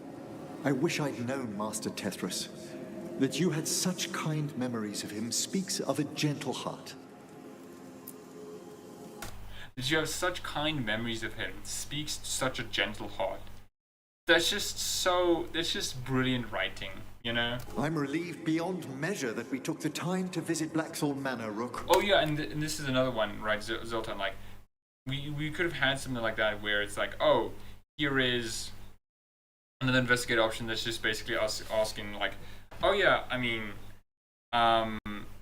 what do you think of like the whole Blackthorn Manor and getting Hezekiah? And like, oh yeah, I'm so happy that we were able to do that, you know. I'm happy of my lich form, you know, or I'm happy that I got Manfred back. Given Johanna's partnership with the Venatori, I'm sure they would have eagerly... And I do wonder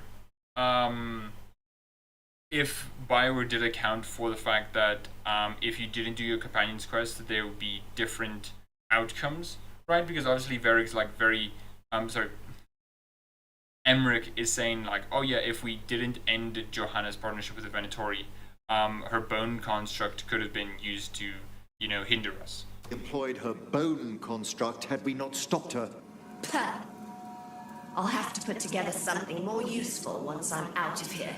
And I love Hezekiah just like being very petty, like, I'll have to do something more useful when I get out of here, you know. She's like, oh. We've already discussed the likelihood of this, Johanna. Onwards, my friend. I'll be ready, whatever awaits us. Oh, so good, man, so good.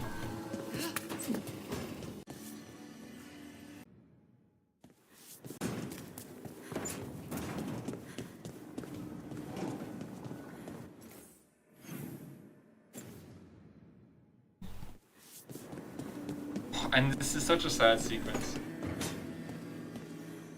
Oh, and I just want you to listen to the music just for a bit.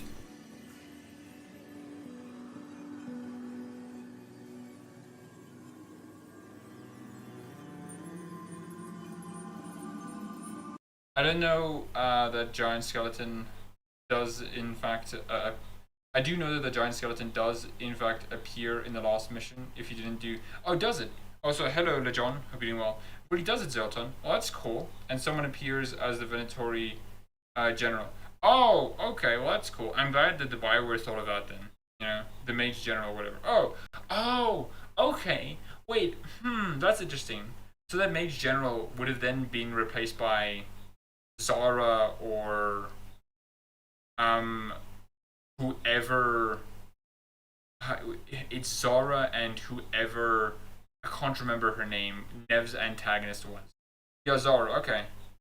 Oh, and then that would have been Zara. It should have appeared. Oh my gosh, that's actually pretty cool. I like that actually. That's actually pretty cool. Yeah. Okay, that's cool then. Oh wait, so the Giant Skeleton then replaces the Juggernaut then. That's interesting. I like that though. I think that's cool. I think it would have been cool to have the Juggernaut and the Giant Skeleton as like duo forces, you know? Elia, my last playthrough. Oh, okay. That's interesting. Mage General equals Elia. Yeah, that's the name, Elia. It'd be cool, but you don't get to experience it unless you ignore all the side content though. I mean, that is fair though, you know? Like, I think... let me pull something up here quickly. It's gonna be a bit of a side tangent. But I do think an important one.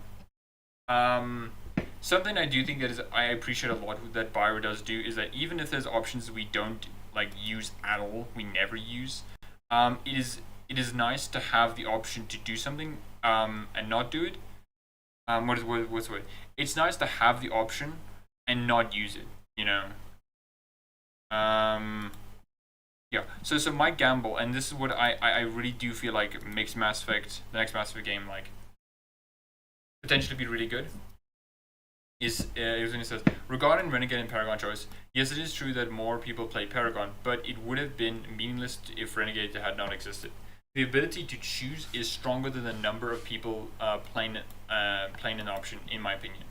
I do think that is really good, especially with Veilguard in their concerns. Sometimes Veilguard doesn't always do it the best, but I think in instances like this, right, where even if you do have to ignore the side content, like it's still meaningful, right? It's still good to have the option to not do the side content, and get those outcomes. Then just only having one choice. Also, Dragon King is an ascent. Oh, okay, that's cool. That's cool. That's cool. I don't remember the specifics, but there is some reactivity in that regard. Okay, should have been reversed. I'm not sure what you mean. I don't know what you mean, Lejon. I don't think it'll ever have the heart to ignore the companion sides.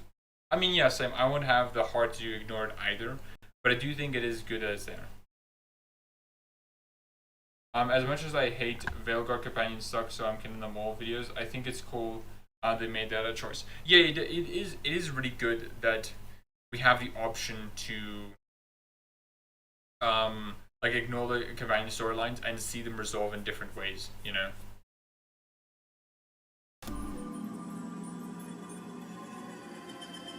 Fair take, but these generals appearing for people who ignore the side quests, they wouldn't really recognize them, no. I mean, that is fair, Lejon. I do think that is fair. Though I do think a counterpoint to that is, I think it is safe that Bioware assumes most players will do the side quest, and when they see the option and will see the consequences of not doing the side quest, they'll be like, oh my gosh, so character I know appears in the lost battle? That's cool, actually, you know? Do you think BioWare will bring back Paragon and Renegade system? I'm of two minds of it. On one mind, I'm thinking no, because I think BioWare still feels like Renegade and Paragon limit them a bit too much, you know? Which is fair, because a lot what happened with Paragon and Renegade is that a lot of people just eventually went to the good choice and the bad choice, you know? Which, like, I mean, that's kind of what ends up happening, you know? One's literally associated with the color blue, one's literally associated with the color red, you know? It's very clear in a lot of people's mind. On the other hand, I feel that they're going to bring it back, and this is my opinion of it. I think I'm more leaning on the side that they will bring it back, especially with how Mike Gamble phrased it, you know? I do think they might bring it back because it's one a very recognizable part of Mass Effect. The Paragon and Renegade system is what a lot of people know about Mass Effect, you know? So it's a very easy, marketable, we know what Mass Effect looks like, this is it, you know? And for 2, it gives a very clear dividing line of you have the positive outcome and then you have the negative outcome, right? Or in better ways to describe it, instead of me just like saying positive, negative, is you have the follow the rules nature and the get the job done nature, you know? And then you have like the neutral transitional option, you know? And I feel like that allows BioWare to have a lot more clarity on how to make their dialogue options. Because a lot of Andromeda's dialogue options can kind of feel a bit samey, because a lot of them, because when you have such more granular detail, it's very harder to express the differences as clearly when you don't have the explicitity of a Paragon and Renegade system, right? If that makes sense. I don't think this was done for people who won't recognize them. Yeah, right. I think it is done for people who will do the side quests and then go back and think like, oh, what happens if I don't do the side quest? And be like, Aurelia is the mage general? And go like, Hezenkos is the juggernaut? And something like that, you know? It's normally later playthroughs, I assume, did everything first time, ignored Minrath the second time, though, and third. Okay, I'm not sure what you mean by that, Merlia, or Malaya, if I'm pronouncing your name correctly. I want them to make the AMA 3 because I think Paragade was a cool way to weight the Paragon and Renegade options. I mean, yeah, Ryan. In this case, they must bring back in. I mean, yeah, Ryan. I think interrupts are such a good way to like bring some tension to a moment, you know. of, wait a minute, something really important is happening, something happening right now, fast and stuff like that. You have to decide: are you going to Are you going to commit to an action without knowing the full story, or are you going to wait and see what happens? Like, okay, cool. We're going to take a Paragon and Renegade system, want them to make it more flexible. Yeah, there are better ways to make the Paragon Renegade system, and I think they did do that with Mass Effect 3. For one, you don't have to commit yourself so hard to a Paragon and Renegade playthrough in Mass Effect 3 as the prior games, because they allowed you to have reputation, where it's just a general thing that boosts your stats, you know, boosts your Paragon and Renegade points. You know, it's just like, oh, did you do an action? Well, you build reputation, right? Which hammers in the home the fact that the Paragon and Renegade system is not just a method of which Shepard accomplishes their choices, but it's also a how they are perceived by the wider public. You know, a Paragon Shepard can say a Renegade Shepard line, but no one will believe them because Shepard's not known for being that renegade of a person. You know. Plus, the interrupts are a choice, so ignoring it is valid too. Where the interrupts in Andromeda, I forget. Yeah, the interrupts, from what I remember, is the first one that they show is you jumping in, the gravity lift with PB before she does, or not. And the other one that I do think is a really good interrupt is when you have to shoot Callista. I think that's her name. PB's ex-girlfriend, or just leave her be, right? In that choice, it's shoot her so PB can. I'm not sure if you guys heard that. I just had a lot of thunder just happened, but it's fine. Where if you shoot Callista, she dies, and then PB gets the remnant artifact. But if you don't, PB saves her, and the remnant artifact is doomed. I think that was a good interrupt, you know. Though a lot of the interrupts in Andromeda I can't really remember too well. The initial comments of the Paragon system is that you need to stick to. Yeah, man. Yeah, that is the big issue with it. But it is maybe thinking of it in a wrong way. Maybe it's not actually a negative of the system, but rather just an intention of the system. You have to have a Shepard who's committed to one path, because it makes replay value a bit more better, because you could replay the game as a Renegade or Paragon, you know. And B, like, for Shepard to accomplish their goal, they have to commit themselves to one mode of method, you know. Yeah, there was thunder. Oh, wonderful, you know. I think there are interrupts, but very few. Yeah, there aren't as many interrupts as Mass Effect 2 or 3. But yeah. I want you guys to just listen to the music here, because I like this music a lot for what it says in this moment. If you can hear it as well.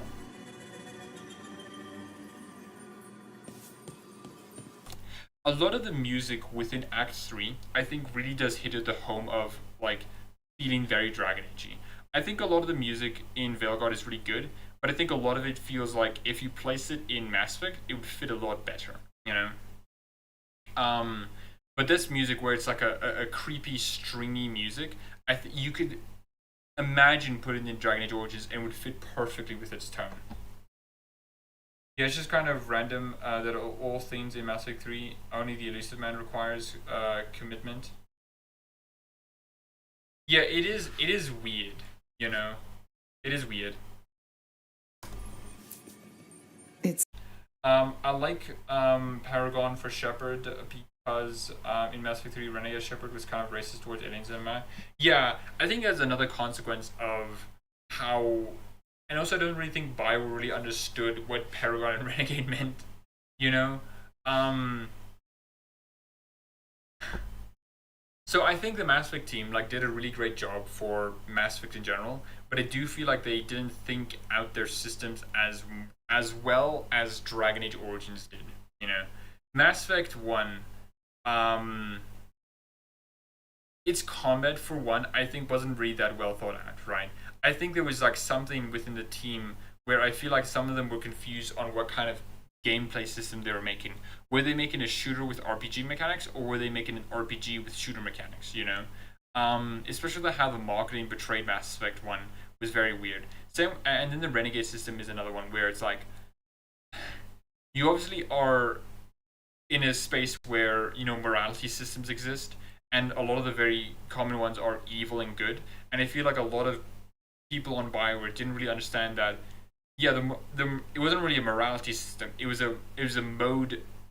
It was a method that Shepard was going to be able to accomplish, and a reputation system. You know, like Admiral Hackett, depending on your Renegade and Paragon score, gives you different missions. You know, that makes sense for a Paragon or Renegade Shepard to do, and he bulks against you if you do the other path. You know, like if you there's this like mining this asteroid that needs to be mined, and Shepard can like make peace with the miners, and Admiral Hackett goes like, "The fuck, man? What do you mean? You were supposed to murder them all.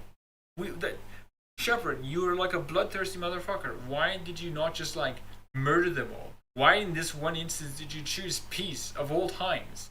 You know? It's like, oh, okay, sure, man." But I feel like a lot of people on Mass Effect didn't understand that, and a lot of it just leaned in towards like, aliens, am I right? They're taking our jobs, they're taking our women. It's like, oh, okay, sure. Hello, Tweelip. Hope you're doing well. Veilguard's music is alright, but in my opinion, it's not gonna. Yeah, I do agree with that. Like there are some moments like with Varric's like motifs with the like light strings being pulled on that like gives an echoey effect. Like I think that's very good. I think that's really good. Like Harding's music is really nice. There are other soundtracks that are really good. But I do think like overall, I do feel like Veilguard's music doesn't really fit the fantasy vibe as well. Hello, Emo Bear Rights. Hope you're doing well. Yeah, I love Morse's score too. Yeah, it's so good. Man, having only 2 genders in RPG already kind of feels weird. I mean, yeah, right? It is kind of weird. Yeah, I mean, yeah, you are right, Kami Fighter. I can imagine Mass Effect 5 opens up, there's like a tech demo for it. You see the character creation, and like there's this one option that says like the pronouns and sex. Like pronouns is he, him, she, her, they, them, and it's just like Mass Effect gone woke again, ignoring the fact that Liara in Mass Effect 1 literally says that that Asari just do not give a shit about gender pronouns, you know? They just go by she, her, because most of the species just like, it's cool with them, you know? It's like, oh, okay, sure. Let them cry, I'm gonna Mass Effect every...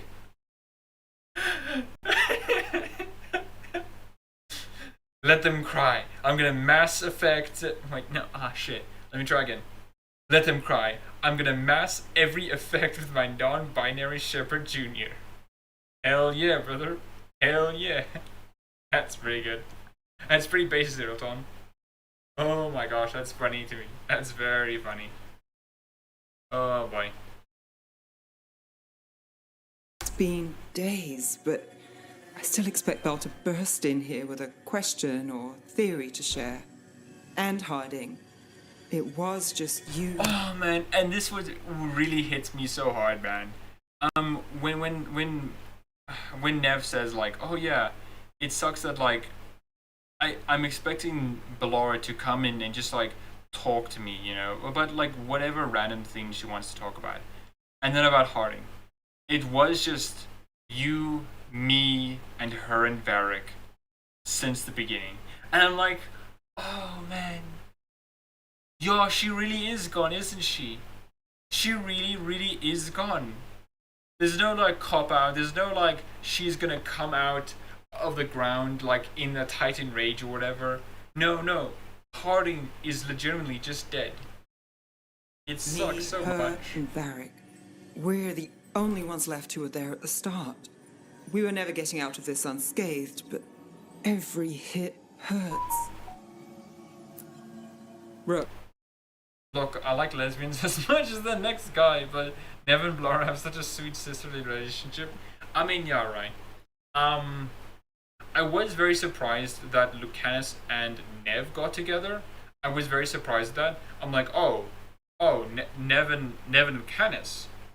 I mean, like, that's fine, you know. I mean, like, I don't think that's a bad ship, you know, to go on.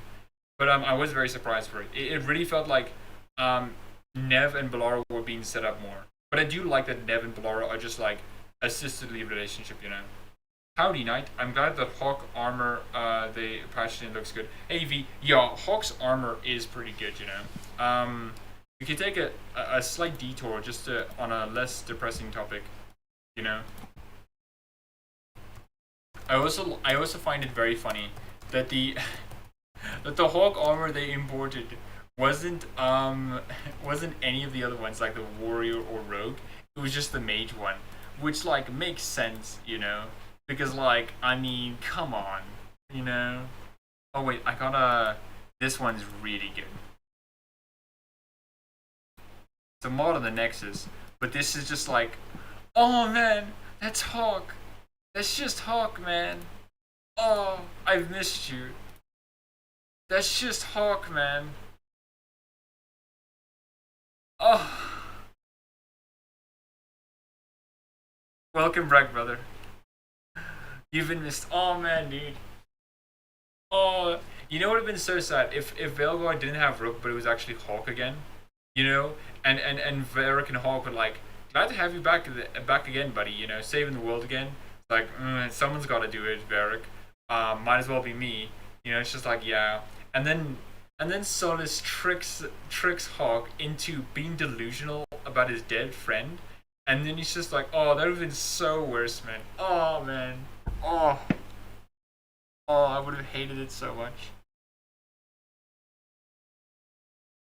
Hot take Blara and Davrin? I can see it. Though I do think Davrin... I'm not sure. Maybe Blara would be fine with it, but I do think Davrin is the kind of person not to be that kind of thing. The beefcake and the bakery match made in heaven. You have the one with the widest shoulders ever, and you have the one with the widest ass ever. Sometimes headcanon Rook as hero for Odin's child or something. Zevron who's lost memory. I don't think that's a bad headcanon, you know. Oh man. Oh, this is a gorgeous Hawk.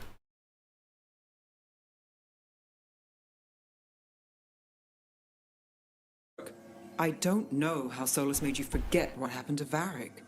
If I'd known, I should have caught it. I'm sorry. I'm not sure it could be caught. Maybe, but still. Add it to my list of reasons to... Oh, and I love how they react to it, you know, how Nev reacts to it, like, oh yeah, I should have been able to see it through it, you know. Like, and I think that's fair, you know. I think it's fair that, like, they couldn't catch it in time. Because, like...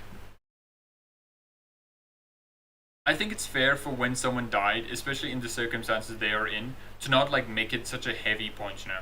Like, yeah, Varric paid the price, you know. Varric's, like, you know, no longer, like, around. It's like... And not to interpret it as like, oh yeah, Varric said. It's like, oh yeah, Varric could be out of commission, you know. Stop him. So Minrathus. It's bad. Solus may have helped. The custom Hawks looks better than. I mean, yeah, right. Like if Hawk looked like that in Dragon Inquisition, I wouldn't have been that mad, you know. I'd been like, oh yeah, that looks sense. That makes sense, right? I mean, not entirely the same, you know, but like it looks close enough, you know. I don't trust that's benevolent. And inside, I don't even know who's made it. Alec knows how to escape when necessary, but he's loyal. He protects his streets. Viper, Tarquin. And again, it would have been nice to have, like, again, a more, like, curated dialogue exchange here, where you could have asked, like, Nev, like, hey, how are you feeling about Minrathus, you know? And then, like, she gives this spiel about it, you know? It's like, oh, yeah. They're good. Fighters, but Halos? There could have been even like a purple Rook moment here, where you could have said like, hey, at least think this, okay? You'll be able to get 2 free fish from Hal this time, you know? You know? As a little bit of a joke. Like, yeah, remember, look on the bright side, Nev. When this is all done and done, Hal will owe you 2 free fish, you know? I'm still stunned the first one is the same VA as Hawk. That can't be true, can it? You know, oh no! I need a...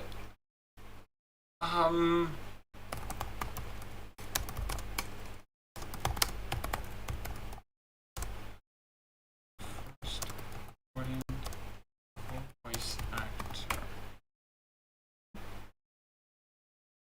Nicholas Bolton.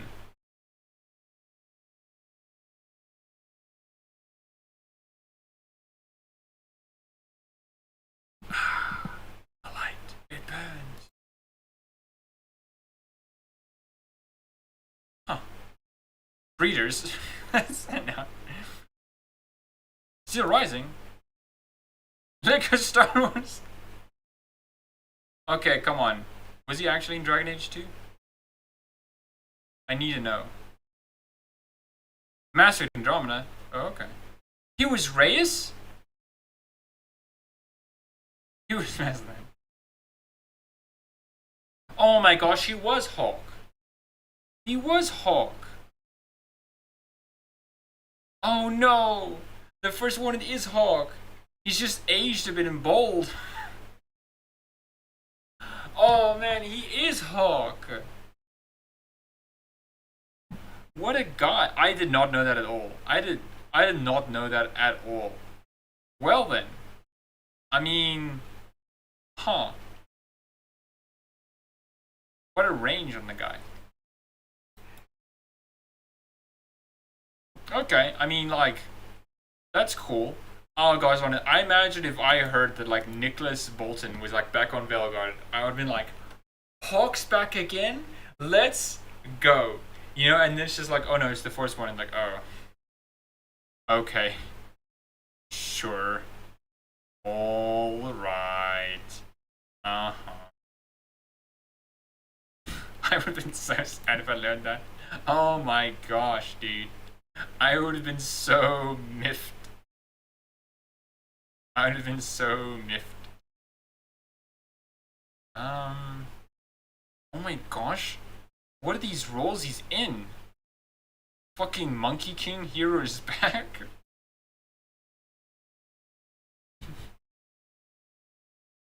He's in Lego Star Wars. What a guy. These voice actors, they'll literally do anything, you know?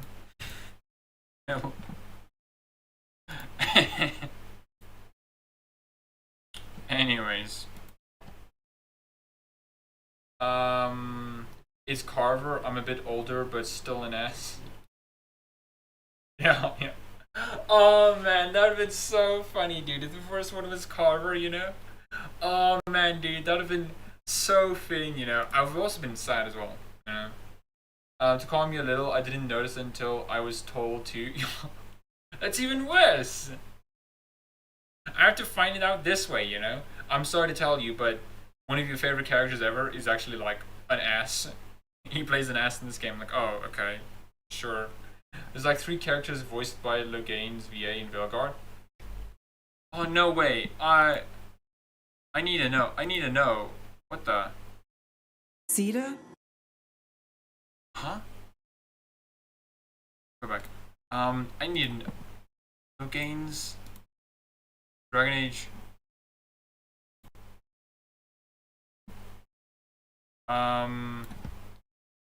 Dragon Age Logain's voice actor. And here I think that, like, oh, you know, like BioWare, they just like let their previous voice actors go to rot, you know. They just don't care about them. They just don't want to, like, have them on anymore. And then here I'm surprised that, like, oh wait, no, they're actually like they're actually still there, you know. They actually still. Oh my god, he was. Oh, now I remember. Yeah, like, I remember hearing Mayor Julius and being like, he sounds familiar. He sounds very familiar, you know? Oh my gosh, dude. You know what? I wonder. Maybe this was part of BioWare wanting to have these characters back as like important and carrying over our choices, you know? And so they had them voice like a couple of characters to make it worthwhile. And then they abandoned the project because they couldn't understand how to do it in a multiplayer setting, you know? Oh man, dude, that sucks, man. Oh gosh darn it, dude, that sucks. Oh gosh darn it. He was in Shadowlands? He was in Oh man, dude, I find it so funny. This guy, the guy who played Logain, okay, is just like, yeah, I've been in Tom and Jerry. Yeah, yeah. Oh my gosh, that's very funny to me. That's so funny to me. Gosh darn it, that's so funny to me.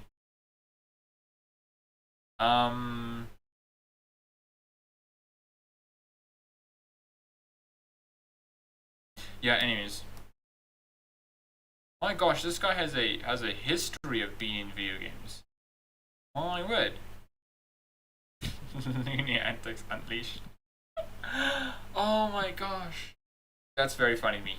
That's very funny to me. Anyways, enough being distracted by reality seeping to me that these people are not just like the one-note voice actors I think they are.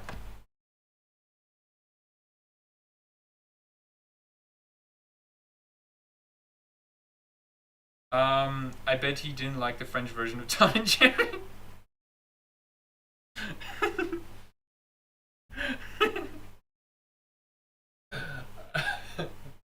Like Logain's character just has a sudden urge to hate the French, you know? Also, fun fact, all the trans and non-binary characters are also voiced by trans and non-binary characters. Damn man, you're blowing my mind here, okay? I can't believe they typecast. Okay. Yeah, that's pretty good though. I think that's pretty good though. I remember when the reveal that Tosh wasn't like actually a trans person was still like being a bit like suspected because like people were still theorizing like, is Tosh like non-binary, right? Like a lot of people were doing it more disingenuously. But once it was revealed that like Tosh's voice actor was non-binary themselves, it was like, oh, okay. Okay, cool, I guess that confirms it. You know? But yeah. I don't I'm gonna stop soon. We're gonna pick up just before we do Tosh's romance, just so I can tease you all and then skip the romance because it has nudity. And I can't show nudity, so yeah. No. Whatever's happening out there, it's echoing here, in the Fade. The other day, I found wisps under my desk. They were hiding. You're sure? Had a strong feeling. Damn it, I yeah, gave sorry them man. I'm cock teasing you all, okay? Sorry, you're not gonna get the naked scene, okay? Pot and some parchment. This ironically was a bush because in the devlog she let it sip like 200 times the Tosh. Corin Bush, such an ally. She just can't help herself but like, so Tosh, they you know?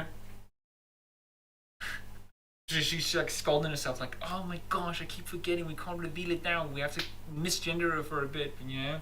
But like I can't do it, you know? Scribbled notes. What a queen. It calmed them a little. If Oh, they and I felt love safe, this little sequence with Nev over here, where she's talking about the wisps and like, yeah, so I gave them like some parchment ink pots and like I wrote on the parchment a bit and it calmed them down. I like that a lot. Here, I couldn't make them leave. For real, for real. It's almost time. The Venatori won't rest, and neither will I. It's almost time. The Venatori won't rest, and neither will I. Oh, and this is, man, I love this section. I love that like going back, like does something, you know, to their room. Oh, remember Harding? And this is really where it hit me much more harder, where it's like, yeah, Harding is genuinely dead. Not just like a fake out death, not just like, oh, who knows? No, she is dead, you know? There was no trace of you, Harding.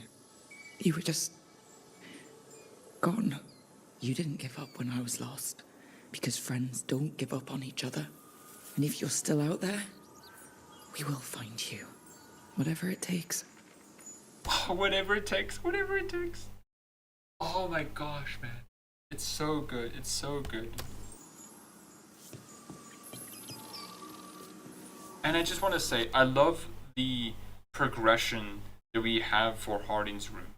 It starts off with literally just like a bedroll in the corner, you know? And then as it continues, it just looks so stunning. It's surrounded by nature. Harding has like a little cozy, tiny room here, you know, just for herself. And it's just like so wonderfully, wonderfully designed. Each of the companions' rooms is like this. And I love how each of them have their own little details. I hope going forward that Bioware keeps this idea in mind, that they have to make the companion space personalized to them, because it really does bring out, and not only that, but they have to ensure that their spaces change as the story progresses, because it makes it not only feel like that their character, themselves like progress as well, but also that like there's a difference between the start of the game and the end of the game, and it makes it so much more sad now that this space is no longer going to be used by Harding. You know, a lot of the stuff will be kept there because, you know, it is Harding's space, and it feels nice to maintain someone's someone who passed away's room, because it does make it feel like maybe they're gonna be there, you know, waiting for you. But it's so good, so good. The giant flower freaks me out though.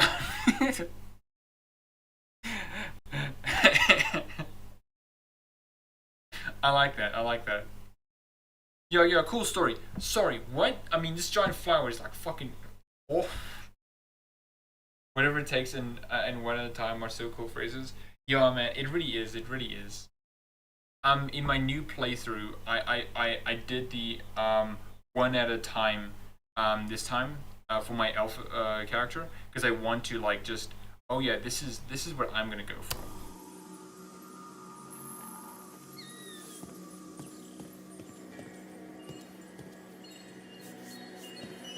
Ooh, and I love the sort of ambience that we have for Hardin's room, right? Like, it's just the nature, the birds tweeting, like bugs buzzing. It's just like, oh, it's so good.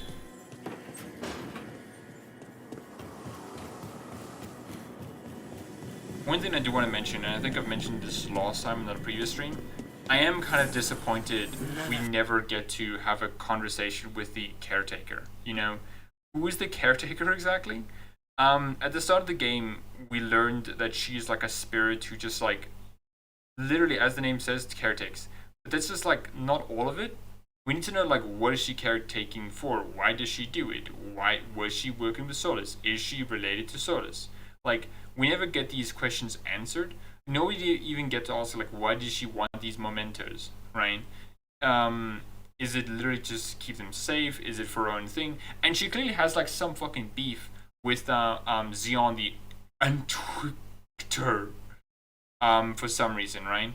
And I think that would have been a cool like moment to explore, right? Where we could ask her like, hey, why didn't you like Xeon the Antwictor, right?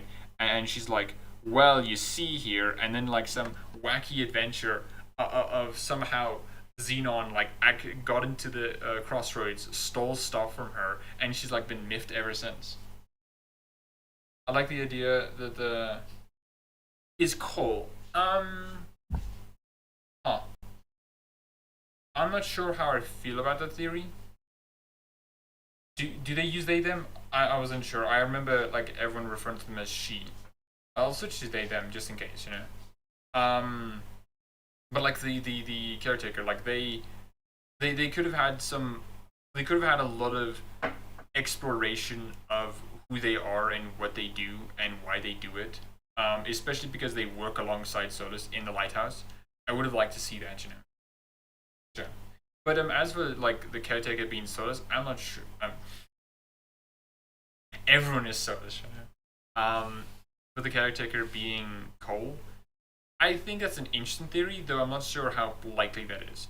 It would be cool to have that idea that Cole like went along with Solus for so long that they reverted back to his spirit form, and now they're just like trying to help whoever they can, you know, accomplish Solus's goals, or something like that. Infestation.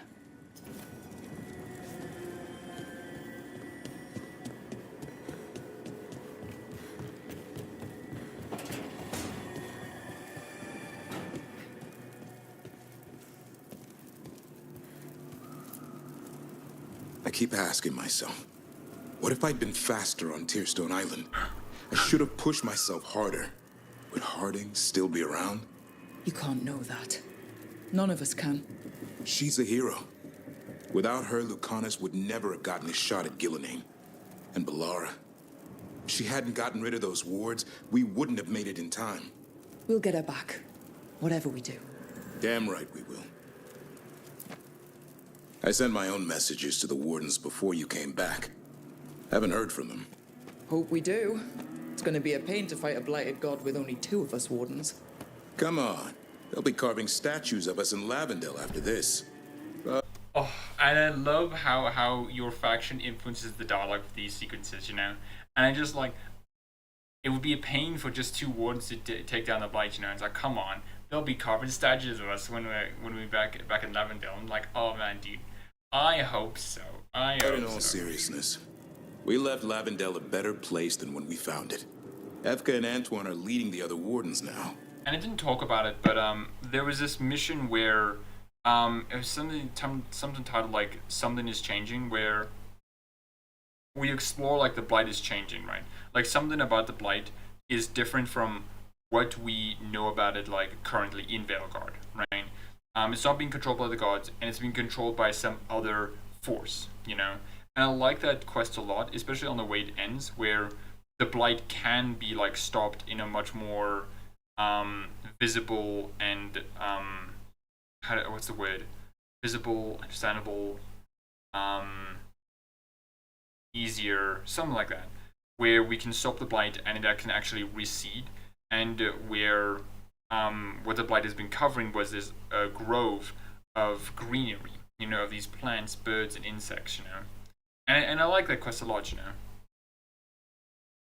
Flowers in Lavendel, y'all. If they get your call. Y'all, especially when, oh man, there was so many options in that quest where you could just have like, Rook saying like, okay, lovebirds, I'll leave you 2 alone, you know, where Antoine and Evka like, okay, they're getting ready for their date, okay, I'm like, okay, will Rook scuttle their way out, you know? They'll be ready. I've been thinking about our oaths lately. In war, victory. In peace, vigilance. In death, sacrifice. Sometimes I think us wardens focus too much on that last part. After we go to Minrathous and kill the last archdemon in the world, I want to hear Evka and Antoine's thoughts. I also love how like just deterministic Davrin is. After we go and kill the last archdemon, not like if we do it, maybe we do it. No, like we will kill it. What will he do next? I'm like, oh, Davrin, you're so cool. We're rebuilding the order. Davrin, you're so cool. We have to change. And I trust those 2 more than any officer you can name. I trust Antoine and Evka as well, okay? Hassan missed you while you were gone. Did he? I kept finding him prowling around your room, or sleeping on your couch. At first I thought it was leftover food, but nope. He was trying to figure out where you'd gone. Well, I'm here now, boy. Oh, and that's so sweet, you know. It's so sweet. Oh, and after him being so, but that's when he was sure he was gonna. Oh yeah, man. Like, oh man, when we were doing like a White Side Fortress, right? When I was doing it, and it's just like, yeah, he's ending up being like, yeah, this is what all wardens do. Okay, we're getting ready to end ourselves for the greater good. you know. And then like after he survives it, you know, he kind of gains a bit of a different perspective, you know. Which I think is cool. Ready to go whenever you are.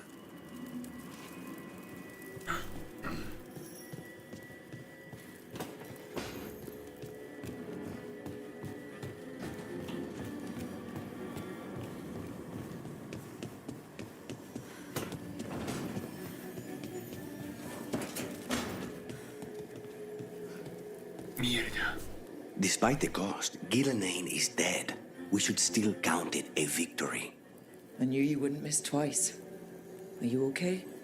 I'm well, though that was no ordinary death blow. I assure you that striking down a god is not something any killer can mistake. That is worth remembering, given we still have 2 gods to destroy. Now comes the fight for those we can still save. The crows have been busy in Treviso. The blight was bad enough, but making sure we cleaned up all the governor's... Also, that's yeah. You don't have to tell me I'm an unprofessional guy. Comic. Mierda. We should rebuild the city with a new monument. Evenchi's Folly. 10 stories high. If we must live in the shadow of their mistakes, it should at least be decorative.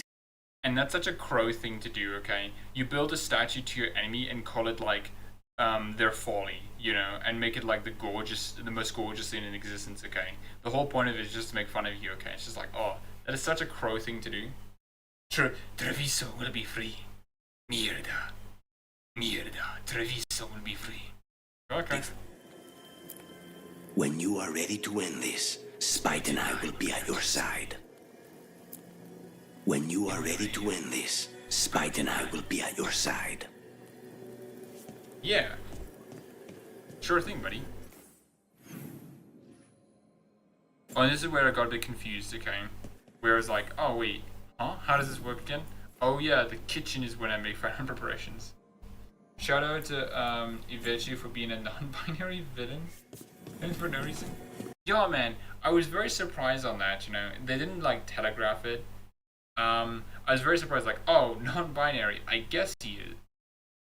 I guess they are. Please don't come after me, okay? Please.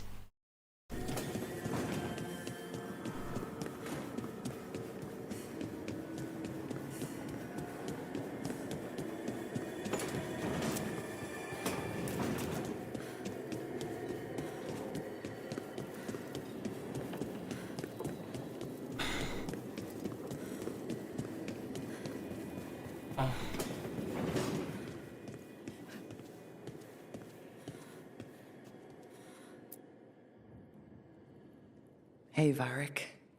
Are you busy? I came to apologize. Yeah, I know. I'm always apologizing for something. I should have seen this sooner. I should have known. Or maybe I did, and I just didn't want it to be true.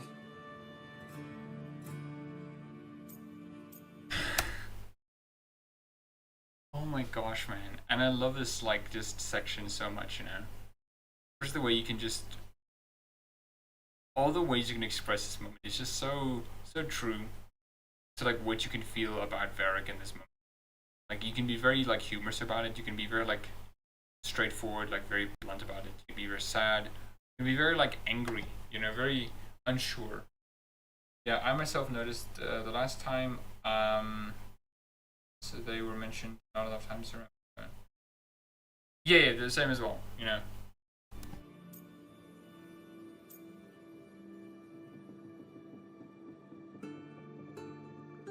And the music again. The music is just like gorgeous.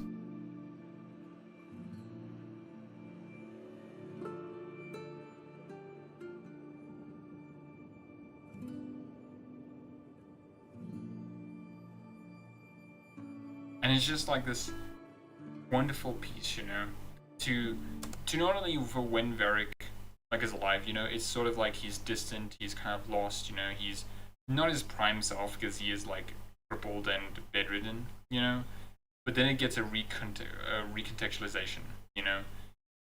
Varric's been dead the entire time.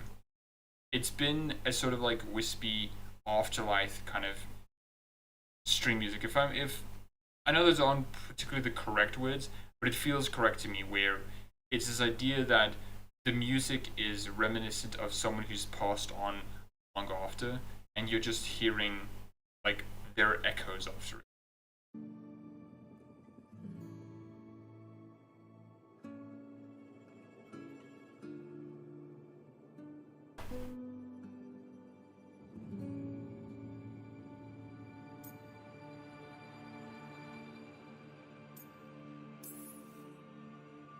I really wish you were here. Who's gonna put up with all my self? Yeah, he is lost, you know? And that sucks, you know? And all that's really left of him is just his jacket, his book, and his broken crossbow. And that's another thing that I really appreciate that Veilguard did, is that they ensured that you understand that the threat is serious by having these like very serious things happen, you know? Harding O'Davrin is literally just dead. Varric is dead. Valara can potentially die, you know? Same with Nev. And if you didn't do their quests, they could all die, you know? Self-doubts and listen to me ramble when things go wrong. He never did finish telling me the story about Isabella and the Arishok.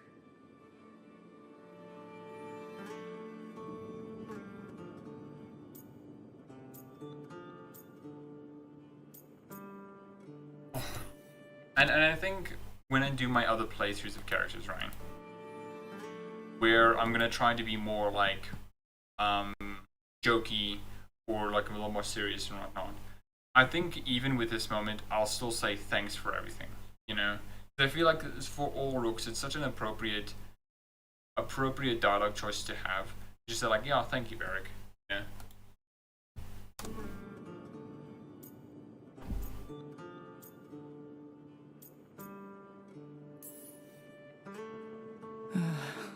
Anyway, thank you for putting me on your team.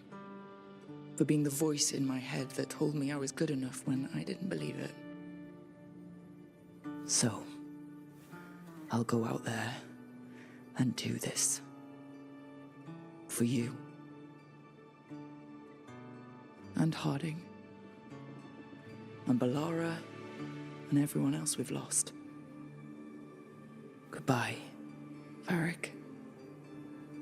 I know where to find you if I need you.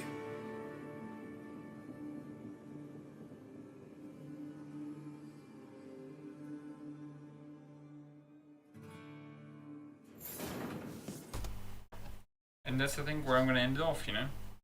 It's been a nice stream, you know? But I'm tired and I don't think I can continue onward for too long. It's such a wonderful sequence in the end, you know? Everything comes together and it's just all, yeah, this is genuinely where the game starts to become so much more refined, so much more focused and understanding of what it wants to be, you know? Wonderful. Stay safe. No, thank you, B. Hope you stay for yourself as well.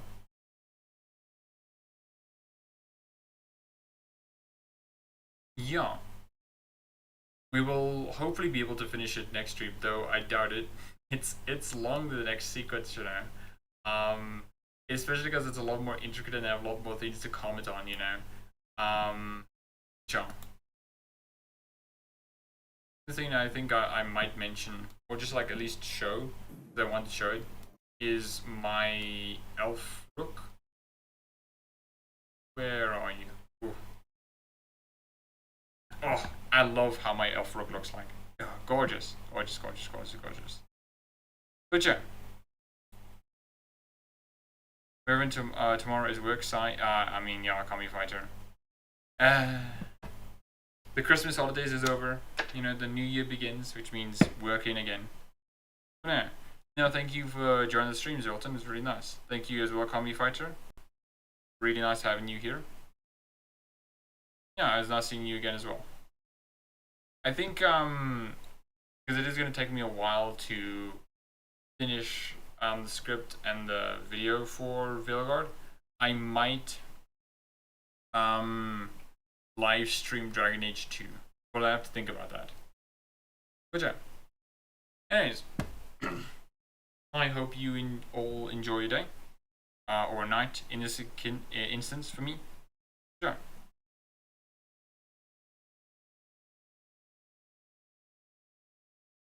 Enjoy.